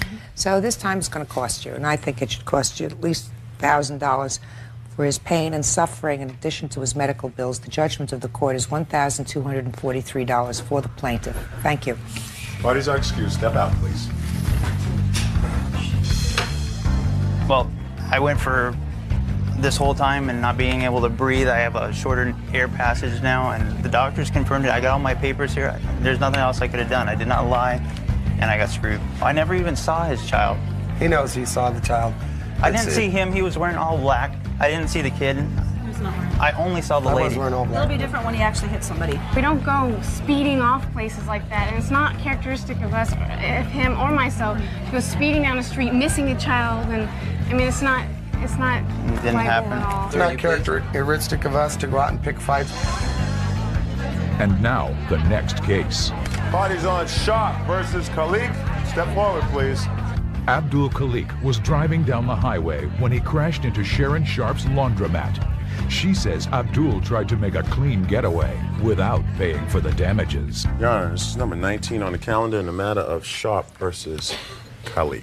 Thank you very much. May be seated. Ms. Sharp, according to your complaint, you own a laundromat? That is correct. And the defendant, Mr. Khalik, drove his car through the plate glass window of your laundromat. He drove his car through 3 plate glass windows, damaged a door, and a pillar in front of the building. Why did you do that, sir? I was, on September the 17th, I was going to school. I was driving north on Motor. Is that your chart? Do you want me to go there? Would you go over there and show me what you were doing?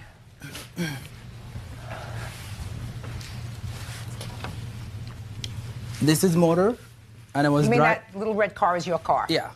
And I was going north, approaching the green light, and there was another car coming this direction. Mm-hmm.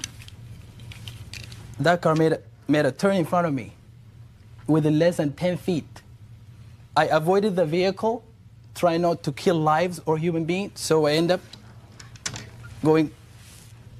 breaking the outside door and 2 glass of windows. Then I pulled my car out, waited by the side for the cops, and we called 911 at that time, and we had to wait for 40 minutes. The cops came. You want me to sit? Were you speeding? No, I was going 35 miles.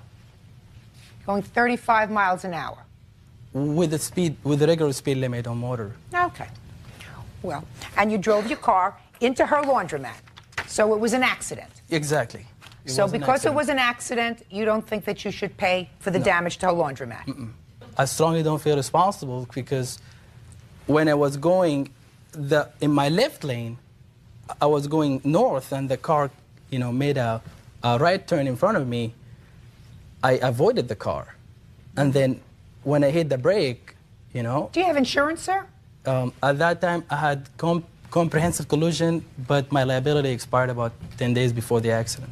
Well, you had liability insurance. At that time of the accident? That expired? Yeah. You let it expire?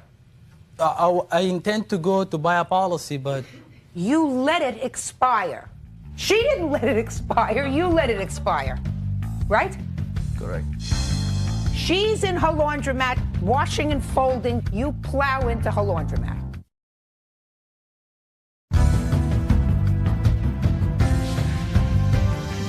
Abdul Khalik was driving down the highway when he crashed into Sharon Sharp's laundromat. She says Abdul tried to make a clean getaway without paying for the damages. Now, so I have just a couple of questions. Do you have any photographs that you want to show me of this place? Yes, ma'am, I do.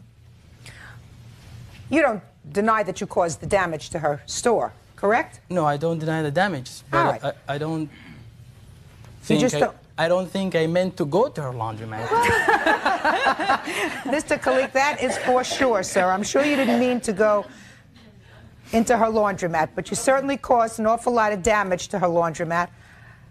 That's caused by the Honda was making a turn in front of me. No, Mr. Khalik. You know what they call insurance, sir? Accident insurance. They don't call it on-purpose insurance. Right? If they called it on-purpose insurance, then you wouldn't be responsible. Because certainly you didn't purposefully say, I'm going into Mrs. Sharp's laundromat because I want to make a quick delivery, there's no parking space. It was an accident. Car was coming in one direction, decided to make a turn. You could not avoid both the car and hitting something else. You lost control of your car, clearly. Because if you went into the laundromat, you weren't in control of your car, correct? Yeah, because I was too close to the other vehicle, so I tried to avoid it. Right. So you had an accident. Exactly. And you have accident insurance. It was expired at that time. Well, you have some accident insurance, Yeah. but you don't have accident insurance for this kind of accident. Yep. Now, Mr. Khalik, between you and the plaintiff, who do you think should pay for this damage, sir? I don't know. Well, I want you to think about it again. She's in her laundromat, washing and folding other people's laundry, going about her business, not doing anything to contemplate this kind of damage to the front of the store, and you're tooling along in your car, and in order to avoid an accident, you plow into her laundromat. Yeah, but... Right? Your car that you're sitting in is now sitting in her laundromat. Right? Who should pay? It was not sitting on her laundromat. I just hit the outside door and 2 glasses of windows. Let us assume I believe everything that you said, that you weren't speeding, that you were going down the street, that somebody cut you off, and that you went into her laundromat to avoid... Accidentally. To avoid hitting other people, to avoid smashing into a car. Of course, you could have killed somebody standing in front of her laundromat. You were just lucky that there wasn't somebody standing in front of her laundromat when you went in there, right? That's Mr. why Khalik, I was left with nowhere to go. Accident insurance, nobody that I know of has an incident in their car where they hit something else, either a person or a vehicle or a laundromat, that intends to do that. They don't leave their house in the morning saying, I'm going to go into the laundromat. That's an accident. You should have been covered for that accident. You permitted your insurance to expire. Between you and this plaintiff, who should bear the cost of fixing her store? Good question. You mean you can't give me the answer to that question, Mr. Khalik, or you don't want to? I just strongly feel that I was a victim of that scene myself. So you may have been a victim. She was more of a victim. And she was a victim twice. Once because you went through her window, and once because you let your insurance lapse. We wouldn't be standing here today if you hadn't let your insurance lapse, because then you wouldn't have given 2 hoots as to fighting over this money. We're going to see what say, yeah, I went through the plate glass window, let my insurance company pay for it. Right? That is correct. And may I also add that my information is that when the accident occurred, Mr. Khalik tried to leave, and that the neighbors from the adjoining areas came out and surrounded his car, and that they called the police, that he tried to flee. Negative. That was completely untruthful. Untruthful. She's ready to rule. Stay tuned. But I didn't try to flee the scene. You didn't try to flee the scene. I believe you didn't try to flee the scene. Who's going to pay for this damage? You have a receipt for the damage? Yes, ma'am. I see it, please. For most of it. Okay. How much did it cost you in total to fix the damage? Well, I have filed for $1,500. It's actually more. There is the 2 bills I have is for the board up, $265, and for the damage for the glass and for the door is $1,145. Okay, well that comes to yeah. And there was also a cleanup fees that I paid about $95. It took us about 4 hours to clean up the store. There was glass for 50 feet all over the street, all over, and there's loss of business. Your $1,500 request is very reasonable. Mr. Khalik, I suggest when you leave court today, you run, don't walk, over to your insurance agent and cover your car completely. I already got that done. Perfect. The judgment in this case is for the plaintiff in the amount of $1,500. Thank you. Judge Judy will return in a... Party's on D versus Johnny Loves. Step forward, please. Tony D checked her $1,000 jacket at Johnny Love's nightclub. When the bar closed, her jacket had disappeared. She says the club gave her the runaround. Now she wants Johnny Love to pay for the rap. Order, all rise. Your Honor, this is number 23 on the calendar in the matter of D versus Johnny Loves. You may be seated. Miss D, what happened to your $1,000 coat? It was given away. Tell me about that. I went to Johnny Love's one night. I frequent there occasionally. What's Johnny Love's? It's a nightclub in San Francisco. It's That's a fun your place club? to go. Yes. It's a fun place to go, and I went there as I usually do, and I checked my coat in the coat check. And when I went back that night, gave her my number, and she handed me back a coat that wasn't mine, and it wasn't even the correct number. And then when she went to look for it, she couldn't find it. She said, "Oh my God, I must have gave it away to somebody else." So what happened to her coat? You're Johnny Love? Is that your name? Well, that's Matheny, but the nightclub is called Johnny Love's, and if you ever go in there, it's a very busy, upscale crowd, a lot of women. We try to provide a service. We have a coat check. It's no charge. The people can put in, it's a place so they don't have to just leave it around or carry their coats around. They can come in, give it to a gal, we hold it for them, but right next to it we put this big sign that says we're not responsible for any lost or stolen objects, anything stolen out of your belongings. We put it there because we know that it's very busy. The lady is overwhelmed a lot, and we just want to make sure that people do understand. We want to make sure here's the sign. We have the sign. Can I see that sign, please? We brought a picture of it where it's right next to. I'm David Kiernan, General Manager at Johnny Love's. I decide on all the policies for the company. Okay, Johnny Loves is not responsible for articles that are lost, stolen, or left behind. That's what you have here. The reason why we put up this sign was that we been there for 4 years, and we've come across this on a number of occasions. People coming in claiming that they've had bracelets, purses, jackets, whatever, stolen, money, all sorts of things. And not that, we're not accusing people of lying to us, but there is, a lot of people see a line outside the door. In the nightclub industry, you get a lot of people, they see this big line, 500 people coming in each night, and say, okay, these guys, they got some cash. It's time to, cash in. When was the first time this lady told you, either one of you two gentlemen, that this had happened to her coat? It was at the end of the night. Who did you tell? She told myself. What did you say to her? Well, we went and looked at the coat check, and we couldn't find it. So I said, well, come on in. Well, just a second. Couldn't find it. You spoke to the hat check person that you had there? Yeah. And you had her ticket? Yes. And you had the coat that was attached to the ticket that was returned to her that wasn't her coat? Yes. And you saw that those two numbers didn't match? Right. Okay. So what did you tell you were going to do for her? I said, well, we'll try to figure this out. Let's sit down. Come on in, because this is the end of the night. It was 2 in the morning. We're still busy closing up.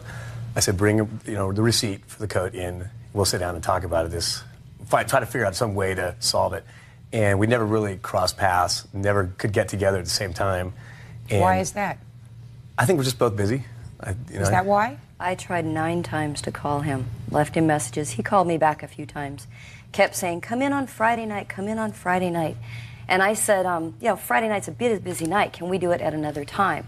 Oh, no, don't worry about it. Just come in on Friday night, no problem.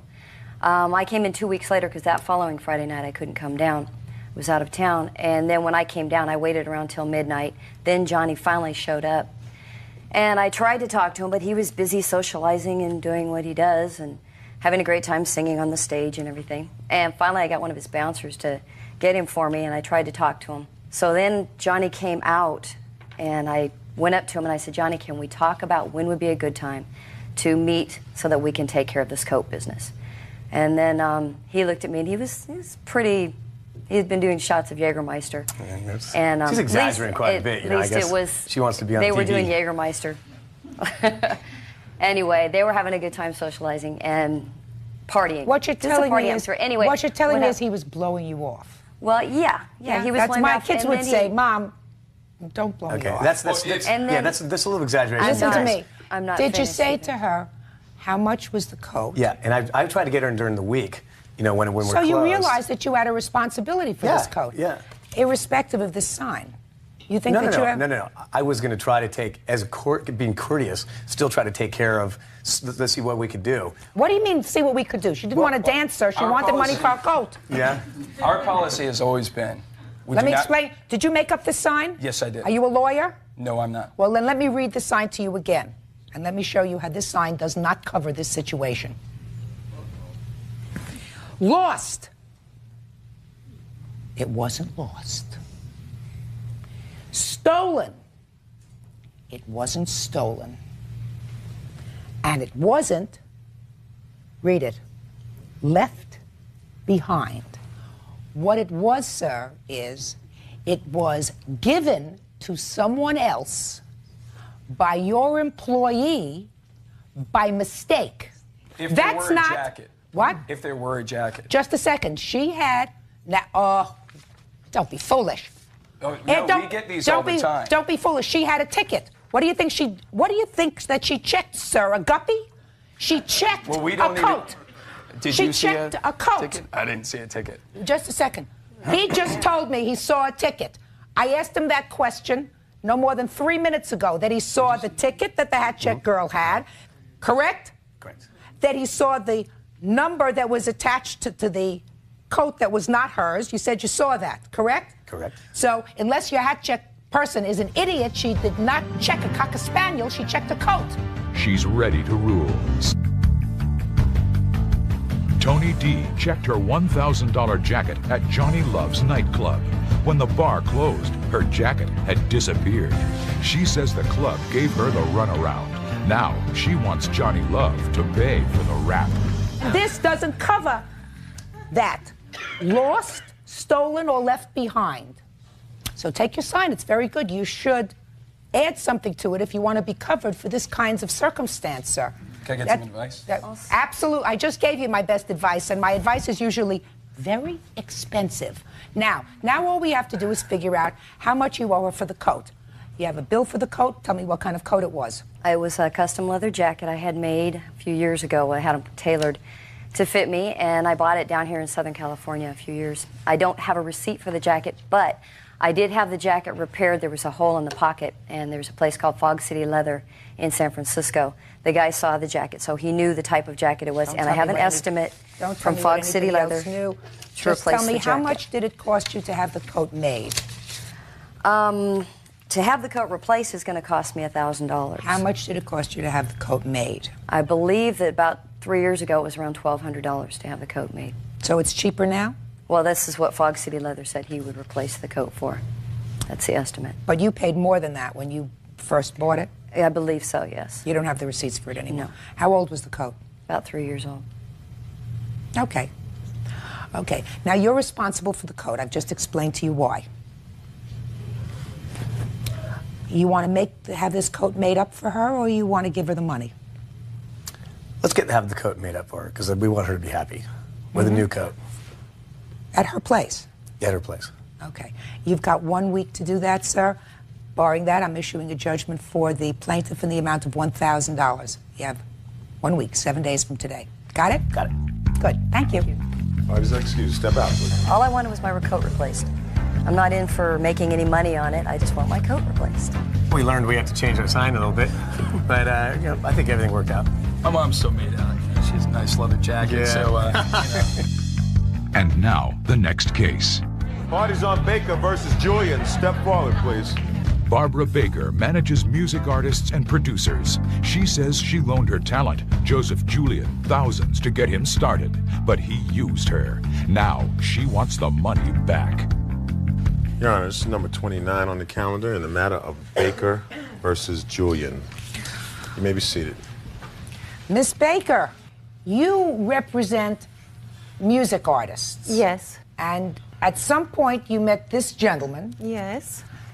And he's a producer of CDs or records. Is that right? Yep. And he came to work for you, or you became his manager? No, he asked me if, you know, I would like to help him out because he wasn't doing anything right now. So I said, okay, I will help you out. I Help take him you out on. how? Like trying to get him work. You know. So you became his manager? Yeah, I became his manager. but we never made a management contract. We just had a letter of agreement. Can I see the letter of agreement Yes, while we're of telling, course. continuing to get to this story? Anyway, Yeah. while he was working with you, were you working with him? From what I gather, you lent him a lot of money. Yes, because you say you lent him how much? He's owning me there about 6,200. The rest of the money which you saw on my case are expensive. You know, where I printed business cards for him, resumes. Good night, Laura. Now let me see your letter. Then at some point you parted company. Yes, actually that's here too. He basically wrote me a letter that he wasn't prepared to work with me anymore. That's there too. So what happened? Barbara signed a contract with me, hired me to work as her producer for developing some of her artists because I had a good track record. I developed Police, I developed Berlin, and many other bands. Where is that agreement? Where is that agreement?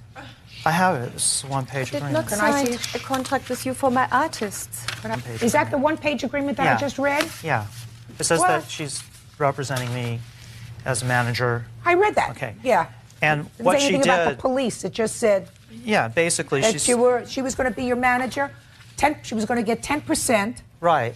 and you were going to reimburse her for expenses. Right. No. Exactly. So over the next 9 months, I developed artists that she brought to me, and I went to her house for meetings. We would listen to tapes that came in, various things, whether she wanted to work with us or not.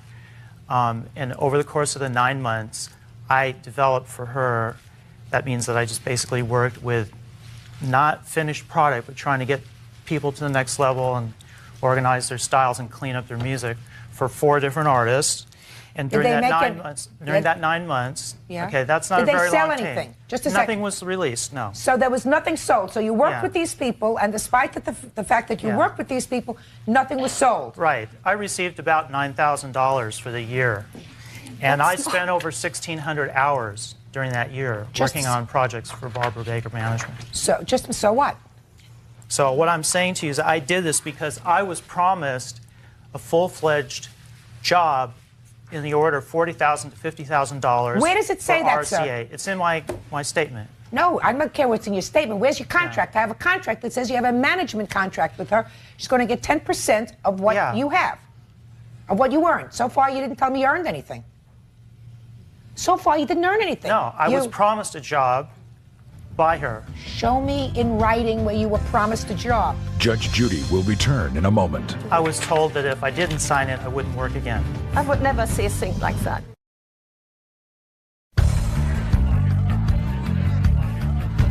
Barbara Baker manages music artists and producers. She says she loaned her talent, Joseph Julian, thousands to get him started, but he used her. Now she wants the money back. No, I don't have a contract. It was an oral agreement by the artist, the record company who came to see me during the summer, RCA, and my manager, who was working on my best interests. You say you made $9,000. She gave you $9,000, or you earned $9,000? Excuse me. Yes. He earned, I've put it down, he earned more than $9,000 from me.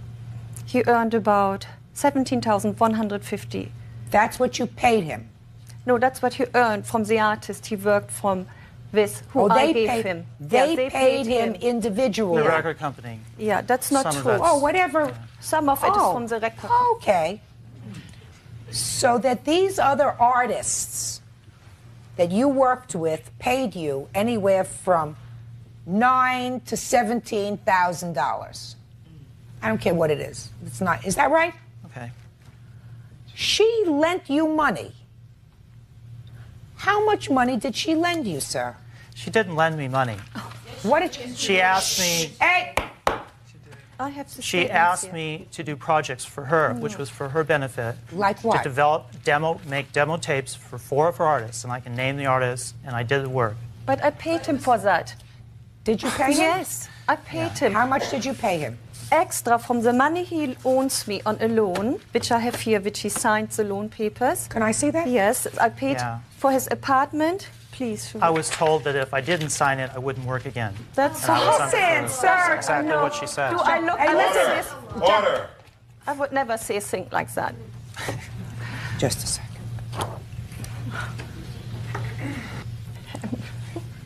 No, this isn't a loan, Miss Baker. What you showed me here was money that you paid him. I want to see where it says that he signed a loan agreement with you. No, I have here that you paid his landlord $3,050 for his apartment, and he promised to pay it back to me when but he you don't left. have it as a promise to pay back. That's a loan agreement.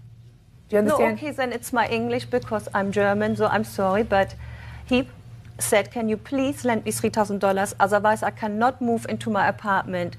Please help me. And so you I say, helped him. and you say, sir, that you were told that you had to do that or else you'd never work in the industry again. I had to move into a cheaper apartment, and I did not pressure her for this money. She advanced it to me because she had the contract with RCA finalized, and she said to me that she would take it off of that job. And I said, I'll give it to you from the first project I have come in. I have not had a project to this day. So you owe her the money? In. I mean, what Yeah. you're saying is you owe her the money. Let's get down to the basic part. Stop dancing around. You owe her $3,050. It was an advance against my earnings. And another, but you didn't earn anything, and you terminated your agreement. You didn't earn anything, No, I and worked you for terminated. 3 months and I wasn't paid. Yes, you were paid. I have here, sir, that she paid you. I have here, sir, that she paid you. She paid you. You just told me. You owe her the money, and you were supposed to pay her back. You were going to pay her back when you got paid on a project. That's one story you gave me.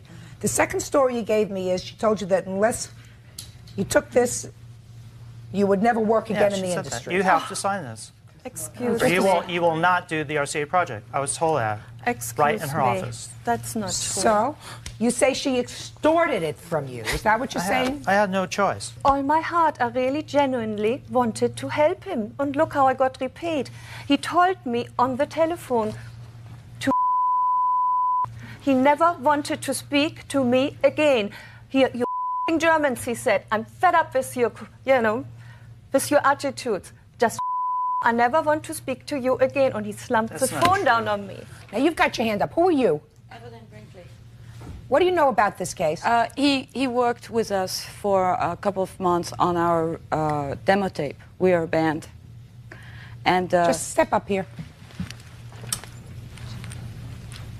He was supposed to produce our demo tape so we could shop it, so Barbara could shop it to the record companies. Now, regarding the apartment stories alone, I told Joseph myself, when he was looking for an apartment, that there was an apartment in my street for $800, $850 or something. I said, you should take that, it's pretty cheap, it's got 2 bedrooms. Instead, he decided to take a $1,400 apartment. But when it came to pay the down payment for the apartment, he didn't have the money. Barbara is overly generous. Don't tell me she's overly generous. Were you there? Well, I Were you knew- there? No, I wasn't Then there. sit down. She's ready to. Now I understand all of this. Now you have a countersuit, sir. Your countersuit says that you're countersuing her for $5,000. She's suing you for $5,000, although you owe her, according to her complaints and her figures, more than that. You're suing her for $5,000 because you say she badmouthed you, causing you to lose a $40,000 contract. Do you have any witnesses here? Barbara is bad-mouthing you. That's- She said she was dishonest. She Did you couldn't be just here hear me? because of- Am I speaking English? Is it some language you don't understand? I said I don't take letters. Witnesses. The artist could not be here because of work. Well, that is not a reason not to appear in court, sir. Right. Good. Your countersuit is dismissed. The judgment in this case is for the plaintiff in the amount of $5,000. Thank you very much. Thank Parties are excused. Step out, please. Thank you. Judge Judy will return in a moment. Step up, please. Corey Bishop and Heather Thornton had a kid together. When she split, he raised the baby until he discovered it wasn't his child. Now he says it's time for payback. Order. All rise. Order. Yeah, it's number 59 on the calendar in the matter of Bishop versus Thornton. You may be seated. This is really a sad case. Mr. Bishop, according to your complaint, you and the defendant were boyfriend and girlfriend. You became pregnant. And you had the baby, but told him that you weren't prepared for motherhood. That is correct. So he went through the Lamaze classes. Is that right? Correct, yes. Took you to the doctor? Actually, he only attended one Lamaze class. One. And you were there when the baby was born? Yes, that is correct. And he helped you during your pregnancy? There was a period of time when we did not speak, but yes, he was there for a short time. And then he took the baby home from the hospital? We both went home with him, correct? That's incorrect. Well, what happened? Well, I was staying with my parents because I turned my bedroom that I left into a baby room. It's totally baby room. My parents, she didn't have family. My parents brought her, and we all invited her over to the house because she was still unwell for like the next 3-4 days. So she stayed there for 2-3 days, and everyone took care of the baby. And then she went home from there. The baby stayed, a boy, yes, baby Adrian. And then he stayed with me, and she went back home. Is that right? That is correct. And the baby stayed with you for about 8 or 9 months? Correct, back and forth. It wasn't a continual 8 or 9 months. He was back and forth between the both of us. But he spent most of his time at your house? Correct. And then there came a time when you had a blood test? That is correct, Your Honor. Because you were seeking custody of the child? Correct. And the blood test showed that you were not the baby's biological father? Yes. Order. It's a courtroom, ladies and gentlemen.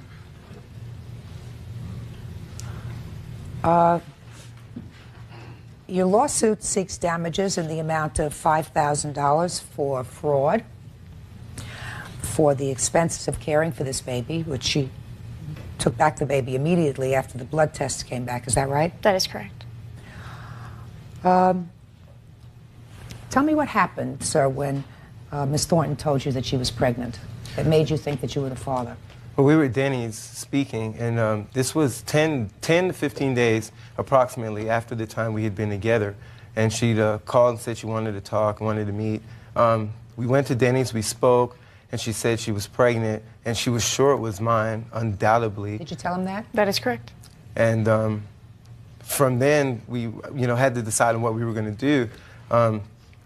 At first, we were going to work on both keeping the baby and doing some type of arrangement where we both saw, shared him back and forth. Then a few weeks later, she changed her mind and decided she was going to give him up for adoption. That's when I had spoke up and said, if he's a child and he's, my child, that I can't let that happen. I was going to have him live with me full time, and she was upon her being able to visit.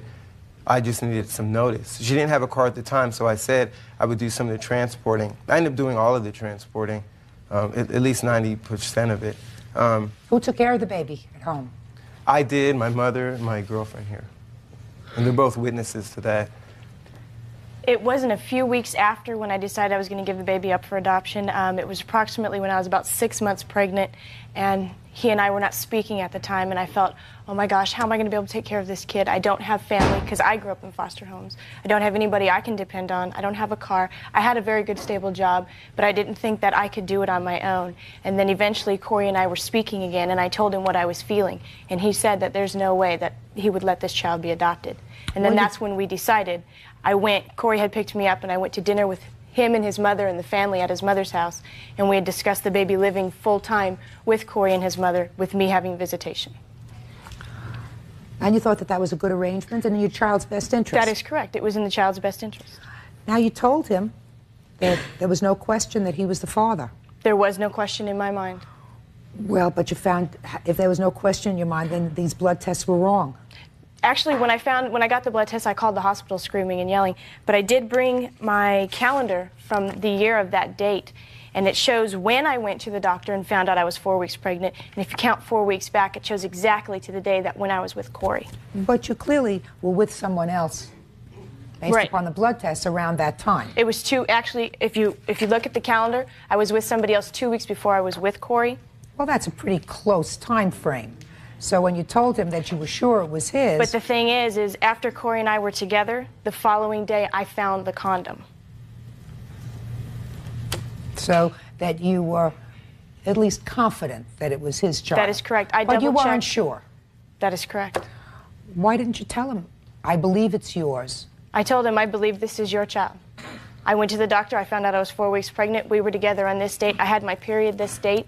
I found the condom inside of me the very next day when I woke up. What would you think? I mean... Well, the question is, did you ask her if she was with somebody else? I asked her several times, Your Honor, if she had been with anyone else. And undoubtedly, again, she agreed that she had not been and that the child was definitely mine. And she was feeling hurt from me asking. And I had asked several times throughout the pregnancy, because it's a lot of trauma to go through, what you go through to prepare for a baby's room and for a baby and whatnot, being single and a father. So yes, I asked her several times, because this was a big step for me. And she said that you were the only one she had been with? Undoubtedly. I didn't say that he was the only one. I said I was sure that he was the one that was the father. I never said he was the only one I was with. Your Honor, I believe I was manipulated into rearing this child for her to get her. I mean, I went through the rough parts. I mean, I was there through the really, really hardships, and I believe that's where I was manipulated. Well, you were there too. Why would I manipulate him? What did I get out of this? You were there too, Miss Thornton. I received no money. You're the child's mother. That's correct. If I manipulated him, it would be to get him in a marriage, to get some money out of him or some property. I received nothing from this gentleman. Let me ask you this question. You think, according to your answer, you say that you are sorry for what happened. I'm deeply sorry. And that you think that at most you owe him little less than $200 for some of the doctor's visits that he took you to, that he paid for, that you don't feel as if you owe him any amount of money for emotional distress or for fraud. Is that correct? Well, to prove fraud, you have to prove malicious intent to harm another. I never intended to hurt this man. Judge Judy. You may not have intentionally defrauded him because you didn't know for sure he wasn't the father.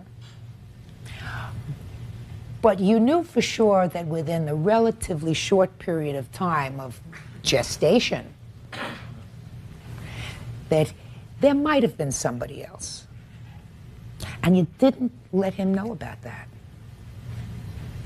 Because if you had let him know about that, he could have said, and probably would have said, because he seems like an intelligent man, if this is my baby, I want to take care of it, but let's have a blood test right away. Would you have said that? Yes, I would have, Your Honor.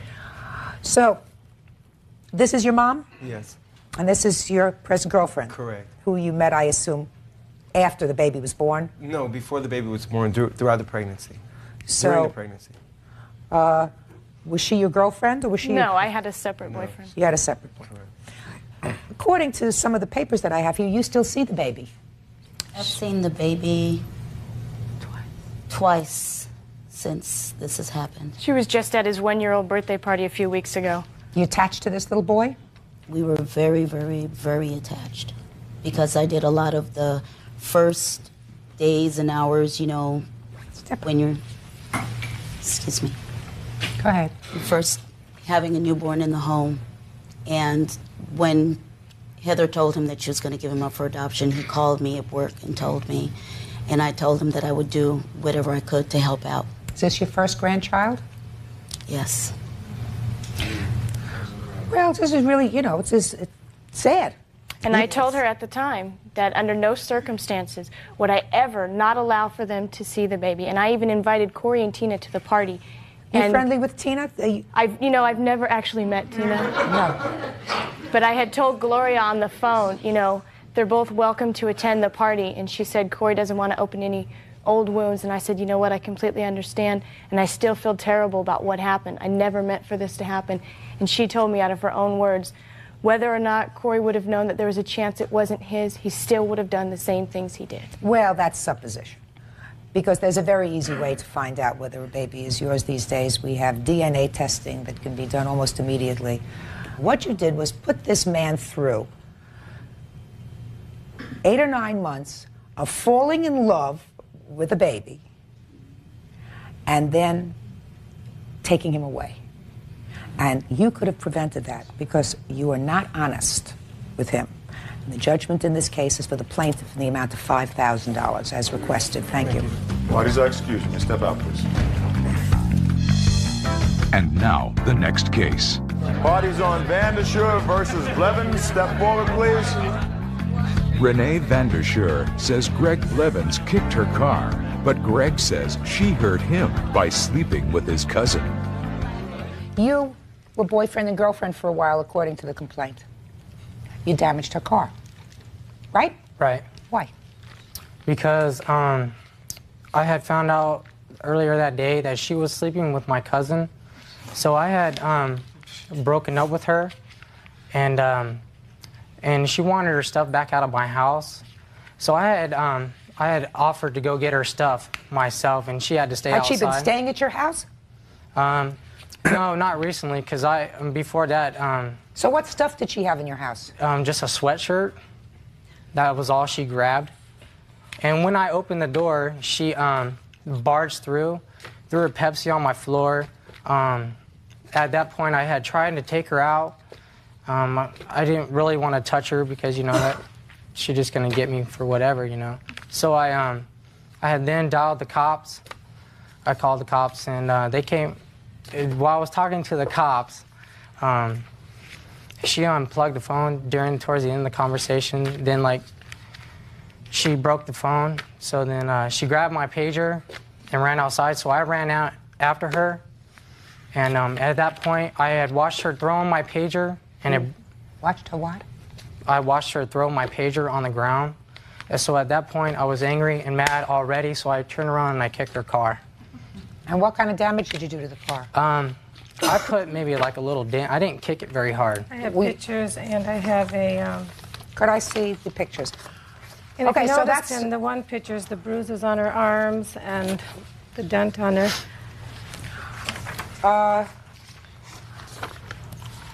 How long had you been going out together? I'd say off and on for 2 years. Is that right?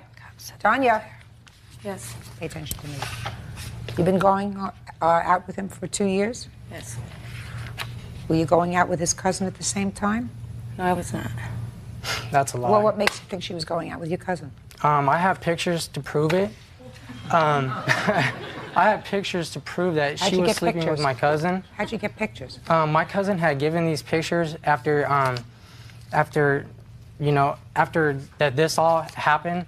My cousin had given me these pictures, and then she was like calling me and telling me, yeah, I slept with your cousin over and over behind your back. Calling me and saying this on the telephone.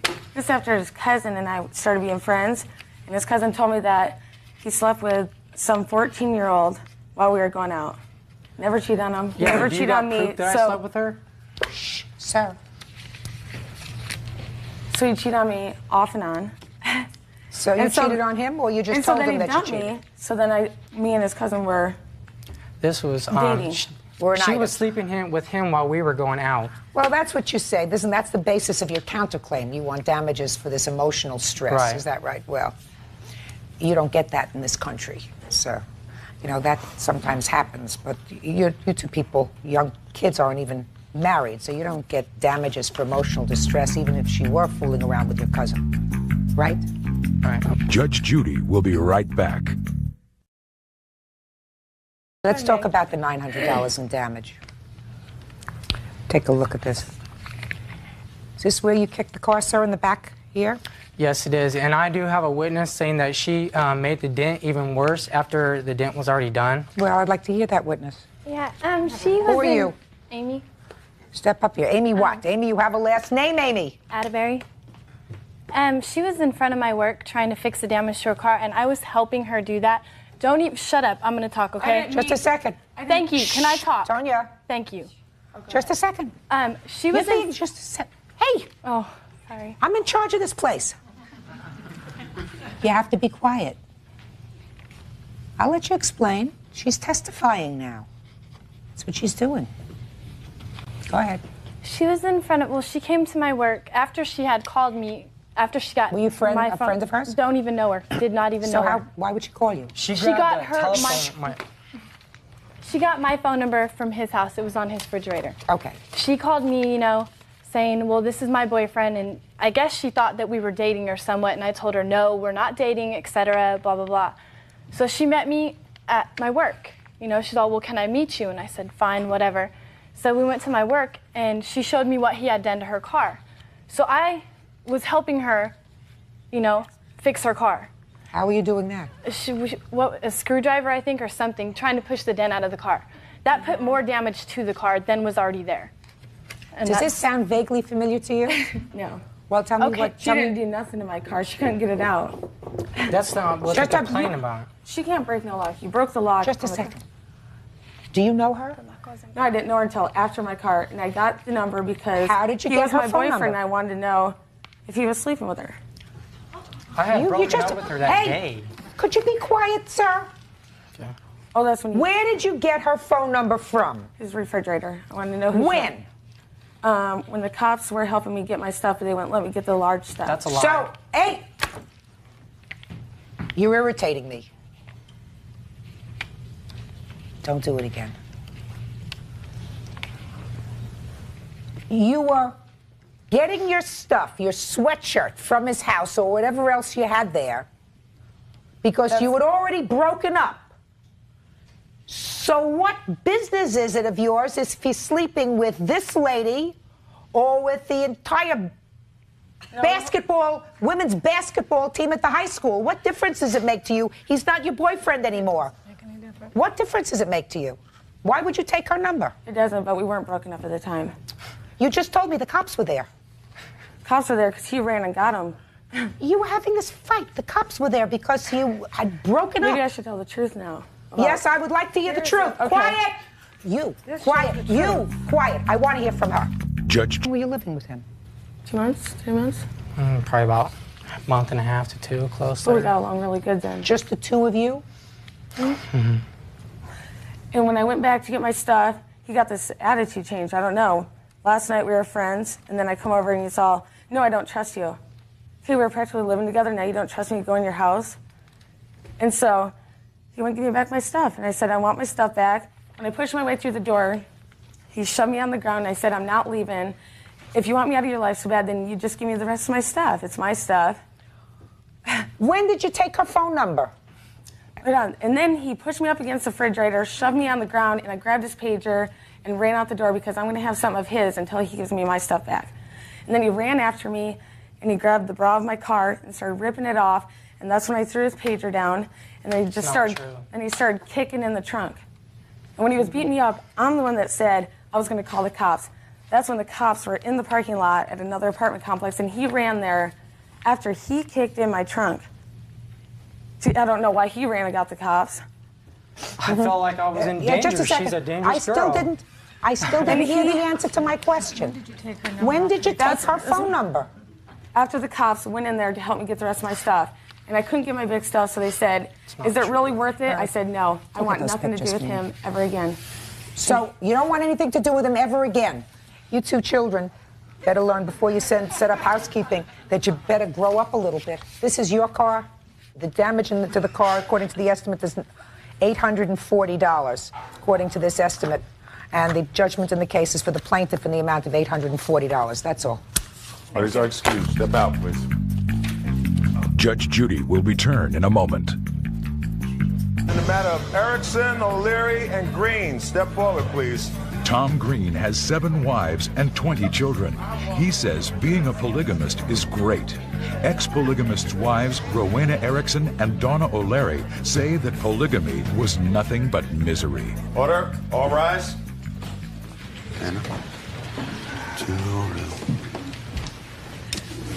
Your Honor, this is number 53 on the calendar in the matter of Erickson, O'Leary, and Green. You may be seated. Well, despite a 100-year-old ban on polygamous marriages in this country, it having been outlawed about 106 years ago in the state of Utah, Mr. Green stands on this side of the table, has elected that type of lifestyle, despite the fact that it's against the law, and he is here today with some of his 7 wives. On this side of the table, we have 2 women, Donna O'Leary. Is that Donna O'Leary? And Rowena Erickson. Rowena Erickson, who have been in polygamous marriages, think that they are terribly destructive. And this is in the nature of a debate, a discussion I have some questions that were raised by some of the information provided in the complaints and answers from both sides, as well as some independent material that I gathered myself. So why don't you tell me something about your experience and why you left the marriages that you were in? I was married for 34 years. I was born and raised in a polygamous group, quote-unquote cult. I was conditioned over a period of time. How old were you when you married? 20 years old. But as looking back, I can see that I was conditioned for it through the brainwashing, through the techniques of the belief system and in the name of religion. And I thought that that's what I should do. I was raised in a condition thinking that was my step and the ultimate way to live, because I would get the highest degree of kingdom in my religious affiliation. And that's what everybody should have or want, and if you didn't want that, you weren't worth much. So, of course, I aspired to get to the top. When I embraced the principle, they call it, and became a part of it, I lived the lifestyle, I played the role. How many wives did your husband have? Just 2 of us, which his father had 5. His father was the one who originated the group to begin with in 1935. And were you the first wife? No, the second wife. My sister was the first wife. Order. And my sister being the first wife, having a great deal of love for me, and we were both really, really innocent, had no idea as to what it was about because we hadn't participated in it. We had seen others, quote-unquote, living it. And so we just figured, well, you know, you live it. So when we got into it and found out what it was really about. Well, tell me what it's really about. What it really is about is trying to live a lifestyle created by a religious belief, created by men, to create a God in their image, to have an abundance of wives, power, ownership, because the patriarchy is about ownership, you own.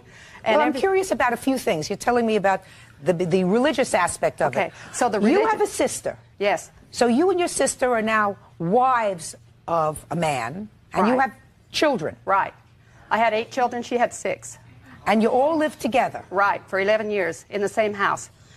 And in that time, to get along, because you wanted harmony, so to have harmony, you didn't deal with feelings or issues. You just pretended that everything was wonderful and convinced yourself and everybody else. So therefore, if you convinced yourself and everybody else, you were doing okay. So you didn't deal with your feelings and the issues. You just kind of put them in the background. And as you did that, and as I did that, coming from my experience, I lost my identity. I lost my power. I became like what you would say a Stepford wife. Has anyone seen the program? When I saw the program, it pushed a lot of buttons. I said, uh-oh, I'm a Stepford wife. What got you to leave after 34 years? I had some training. What happens when you get educated is you start to think. So I started getting an education. I was trained as a hypnotherapist, and through this training, all of a sudden, everything opened up. And as I became a hypnotherapist, I started working with clients from other groups. One group being very large and big, I started working with women from there, and I uncovered a lot of sexual abuse. And it was so profound and so shocking to me that I was in a state of shock. I didn't know how to deal with it. I didn't know it existed. And all of a sudden, I realized I had been deceived, and I started to see it everywhere. Did you leave? It took a while to do that because I didn't have the courage, and I was so conditioned and brainwashed, I didn't have the ability to do it. And I created a situation where I was either going to live or die with my health, and I knew that if I wanted to live, I had to get out of there. Do you see your children? My children, a lot of them live with me. My children are my best supporters. My sister and my ex-husband, that's a whole other issue. Her children and my children are still very close because we're sisters, and they're half-brothers and sisters plus first cousins. So you left? I left. I had to. But they excommunicated me before because I wrote them a letter. You've gone on with the excommunication. Oh, yeah. That was just gone. I was the only woman ever in the organization to be excommunicated. Miss O'Leary, tell me about your experience. I was married at 20, and I was not in love with my husband when I married him, although he was a very good man to me. He was very kind to me. But through the years of living in that situation... How many years did you live with him? 12 and a half years before I left. You have children? I have 3 living children, and they're presently with their father because I have not had the means to support myself since leaving. And anyway, it reached a point where I felt like I was dying. And at one point, I actually tried to commit suicide. How many Because wives did your husband have? He had 4 wives, including myself. It was abject poverty, total poverty. I lived on, I think I was given $10 a week for an allowance. I had no self-esteem. I got to a point where I wanted to die, just to be free. And you understood that you didn't need really a divorce. I didn't at the time. At the time, I was still wanting to remain in the work. So you left when? How long ago? I left a year ago in June. Do you see your children? I haven't seen them since July. Is that because you're forbidden to see them? It's because I have no money. I have no transportation. Presently, I'm in school. And I am forbidden to take them from his house. If when I do see them, I have to go and visit them in his home. Who told you you were forbidden to take them from the house? His lawyer. His lawyer? He has a lawyer. He has sued me for custody of my children. Let me understand this. Did a court award him custody of those children? He has not been awarded. At this point, I've gotten him to agree to drop the case, but he wants me to sign over all of my rights. Do you have a lawyer? I do not have a lawyer. I went to the church, the LDS church, to ask for help. Where does he live? In Utah? He lives in Montana. He lives in Montana. So you need a terrific lawyer in Montana. I do. I do. Well, you never can tell. Something may happen so that you can get a terrific lawyer in Montana. Now, Tom Green. Your Honor. You should have a big smile on your face, sir. Well, you have 7 wives. Not after listening to these stories. I feel very sorry for these ladies. Tom Green has 7 wives and 20 children, including 2 sisters he married in their early teens. You have 7 wives. Mm-hmm. You're 48 years old. Mm-hmm. According to your answer, I needed a scorecard in my head. Let's see if I've got some of the facts right. You married 3 sets of sisters, correct? Correct. You married the 2 children of your 4th wife, so you were their stepfather. And your 2 youngest wives are your 2 stepdaughters from your 4th wife. Is that right? Not exactly right. Well, let me look at your answer, sir.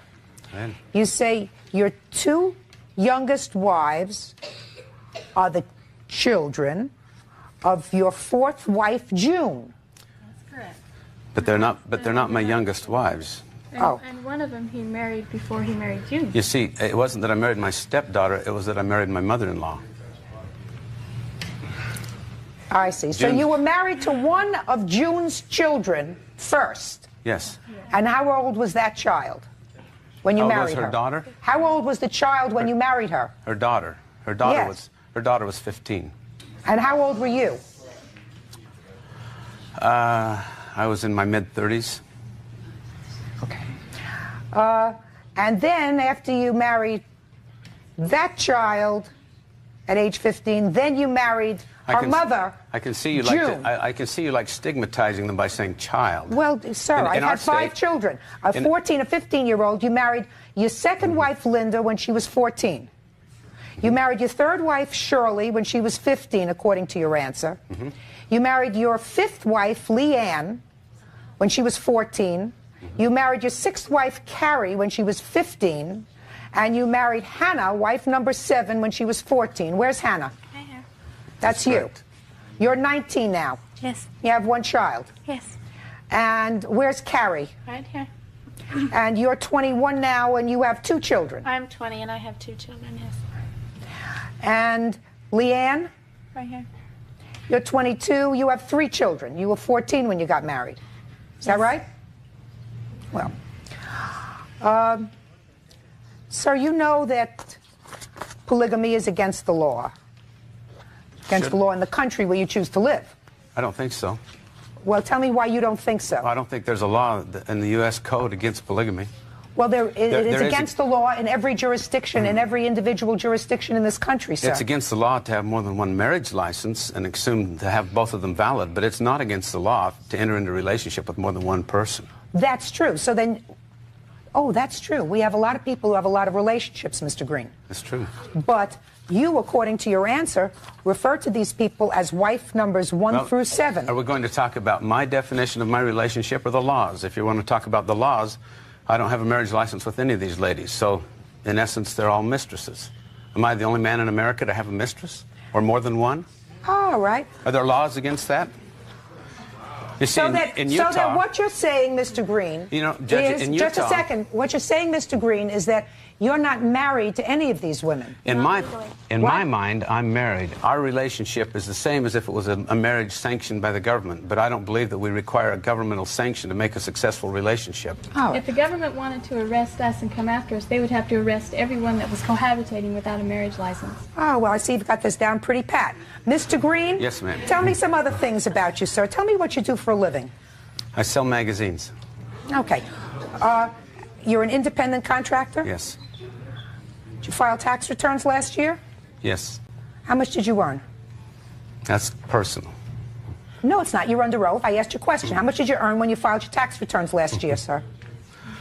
I refuse to discuss my personal finances. What's talking to Mr. Green is not God. What's talking to him is down a little bit lower.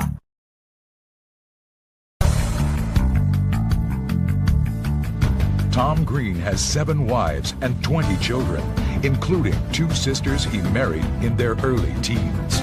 Well, then let me go on a little bit further. Who's June? I'm here. How old are you, June? 45. How long have you been together with Tom? 10 years. What did you do prior to getting together with Tom? I was married in another polygamous relationship. Mm-hmm. Did you ever work? Yes, I did. What kind of work did you do?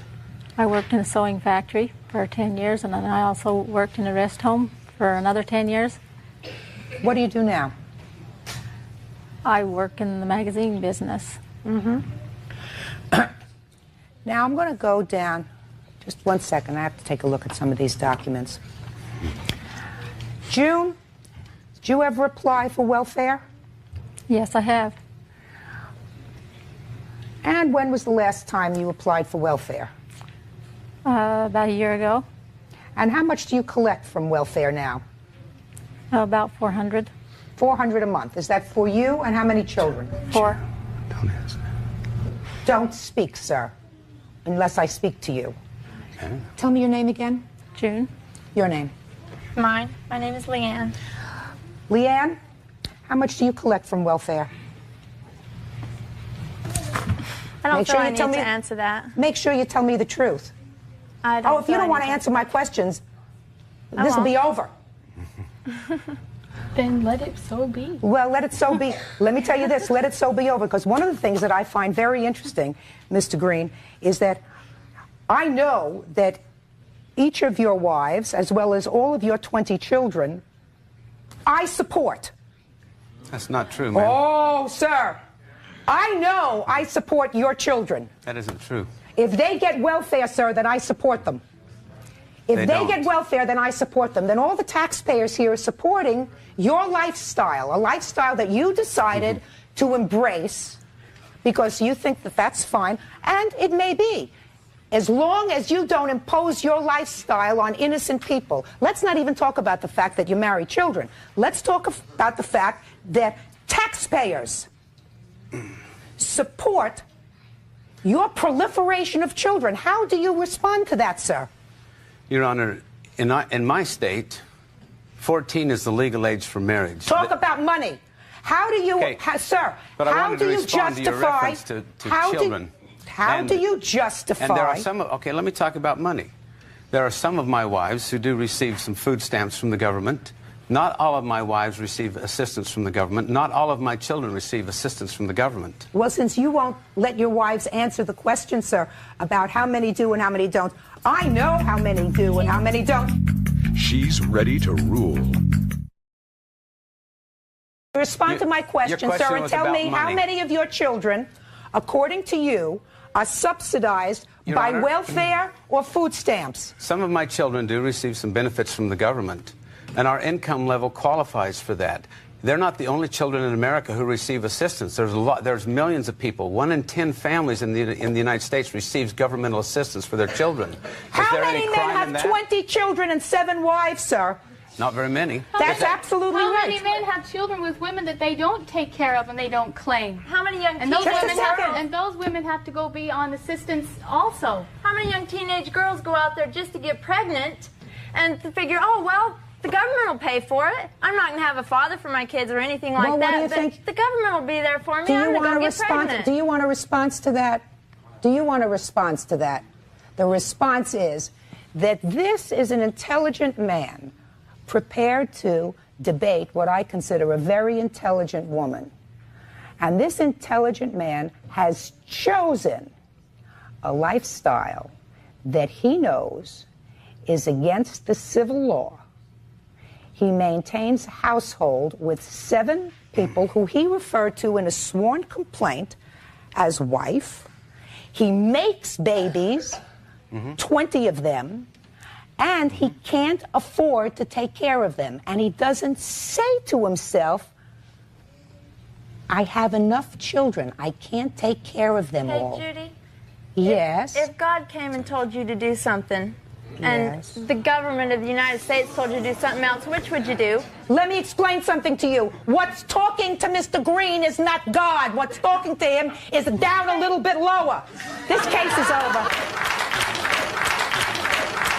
That's all. Why don't you excuse? Step out. That's all. Step out. Back door to your right. Judge Judy will return in a moment. There is so much involved in polygamy. It is on such a wide scale of incredible abuse. It's far beyond your comprehension. It's deprivation, isolation, it's brainwashing, it's control, it's the priesthood of the being ownership of taking the rights away from women, making them chattel, taking away their identity. We are a family. We're here because we want children, okay? We believe that we're doing what God wants us to do.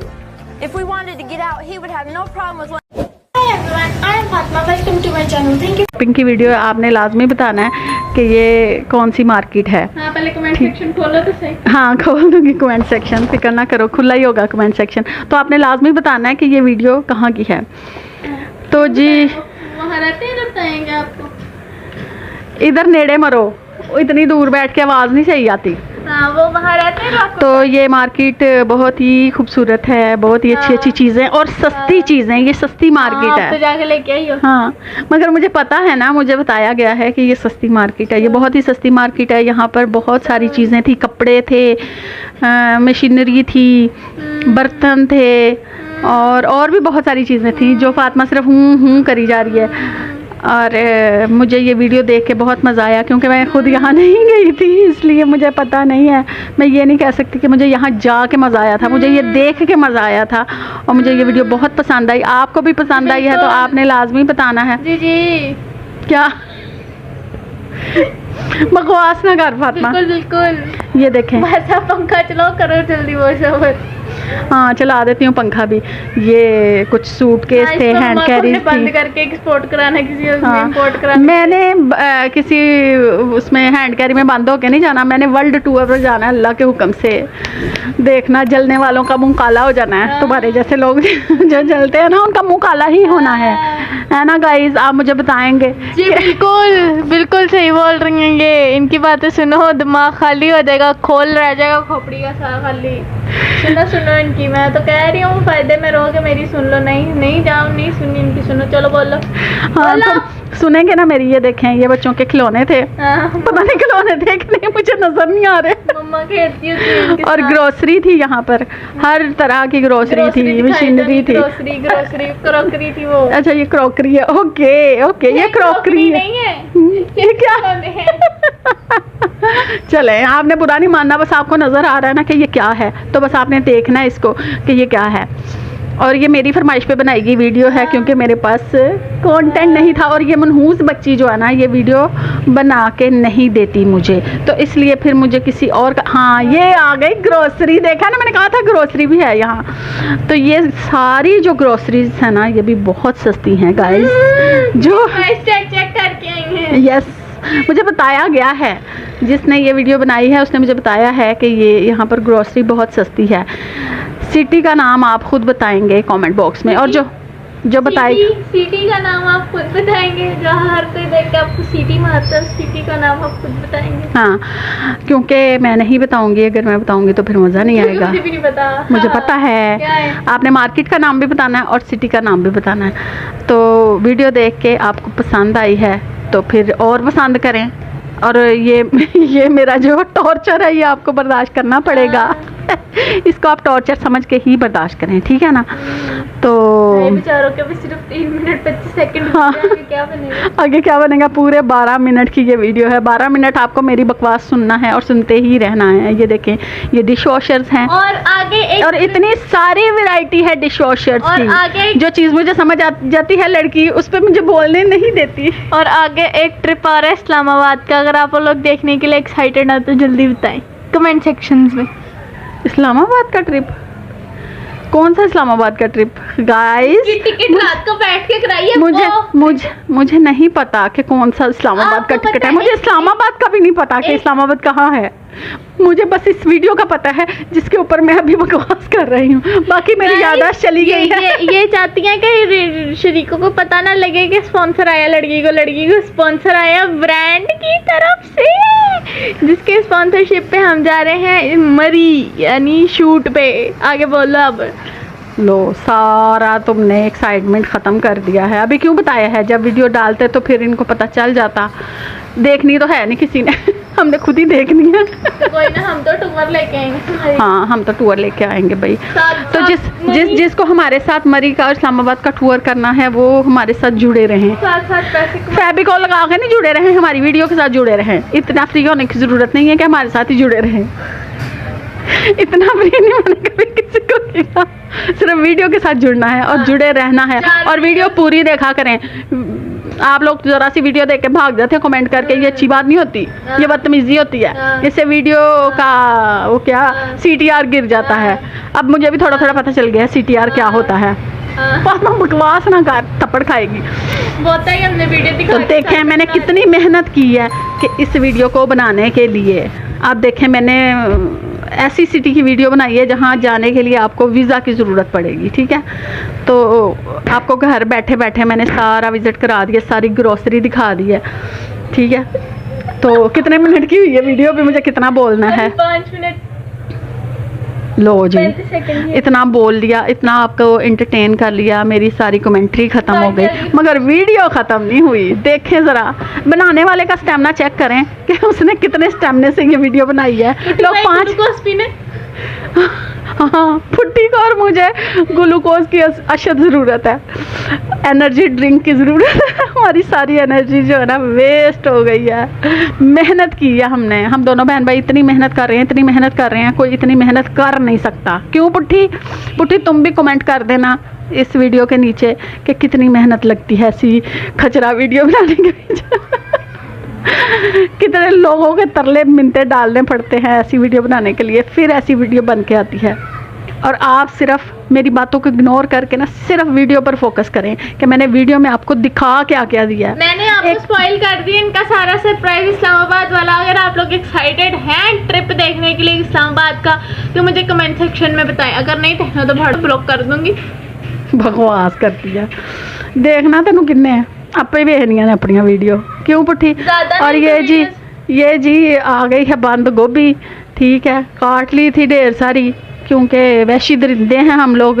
ये शिमला मिर्च डाल दी है, ये हरा धनिया डाल दिया है, ये गाजरें वो ग्रेड करके डाल दी हैं, ये प्याज डाल दिया है, ठीक है। ये सारा कुछ डाल के इसमें थोड़ा सा नमक डाल के, मिर्च डाल के, मसाला जार डाल के, ये अदरक डाला है जी, डाल के इसको सबको मैंने ना हलू के तो रख दिया था। ये वीडियो भी मैंने खुद नहीं बनाई, ये मुझे किसी ने बना के भेजी है।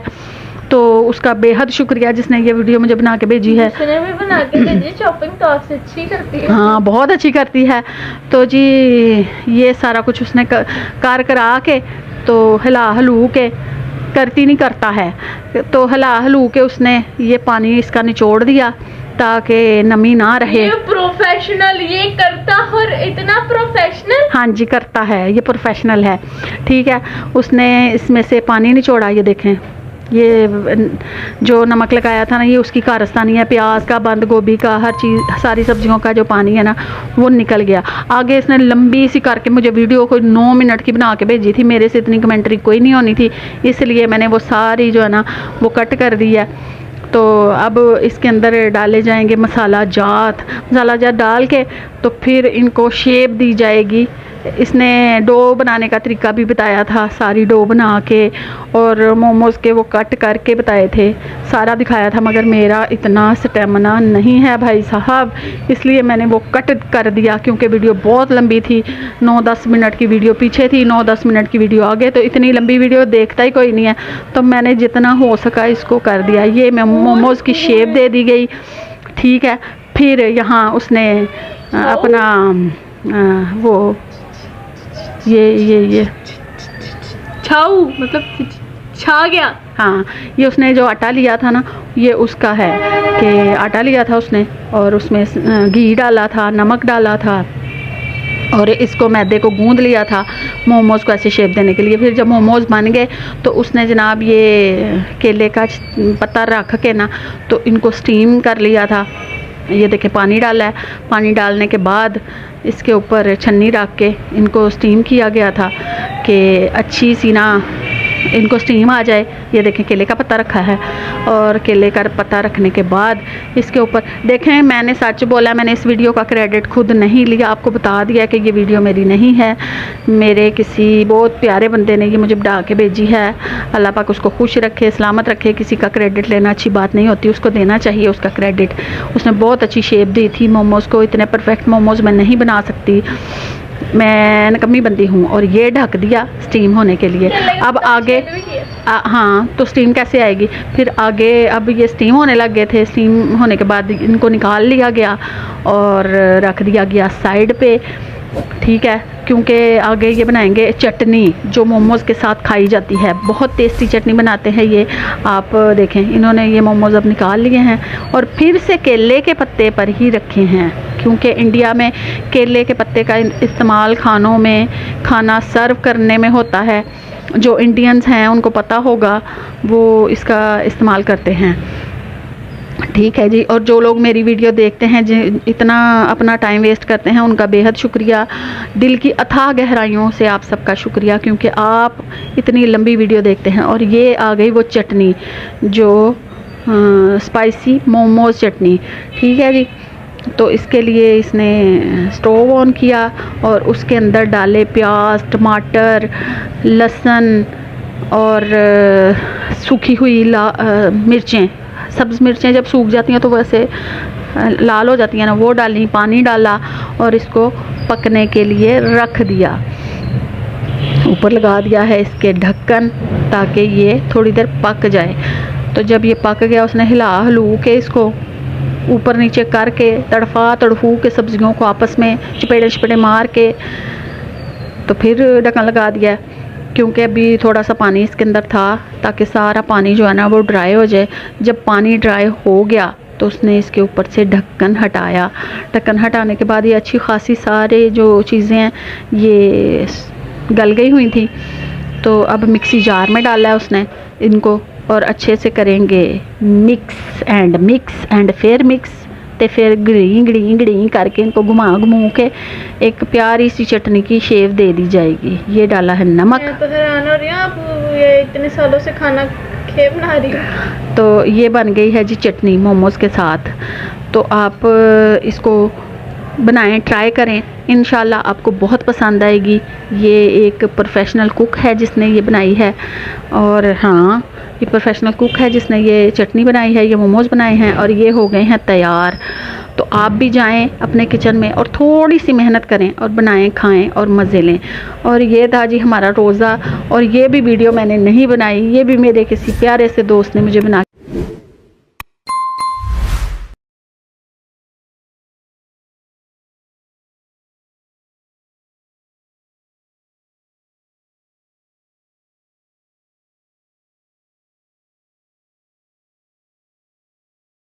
Thanks for watching. Subscribe for more with Fatma Naim. Allah Hafiz.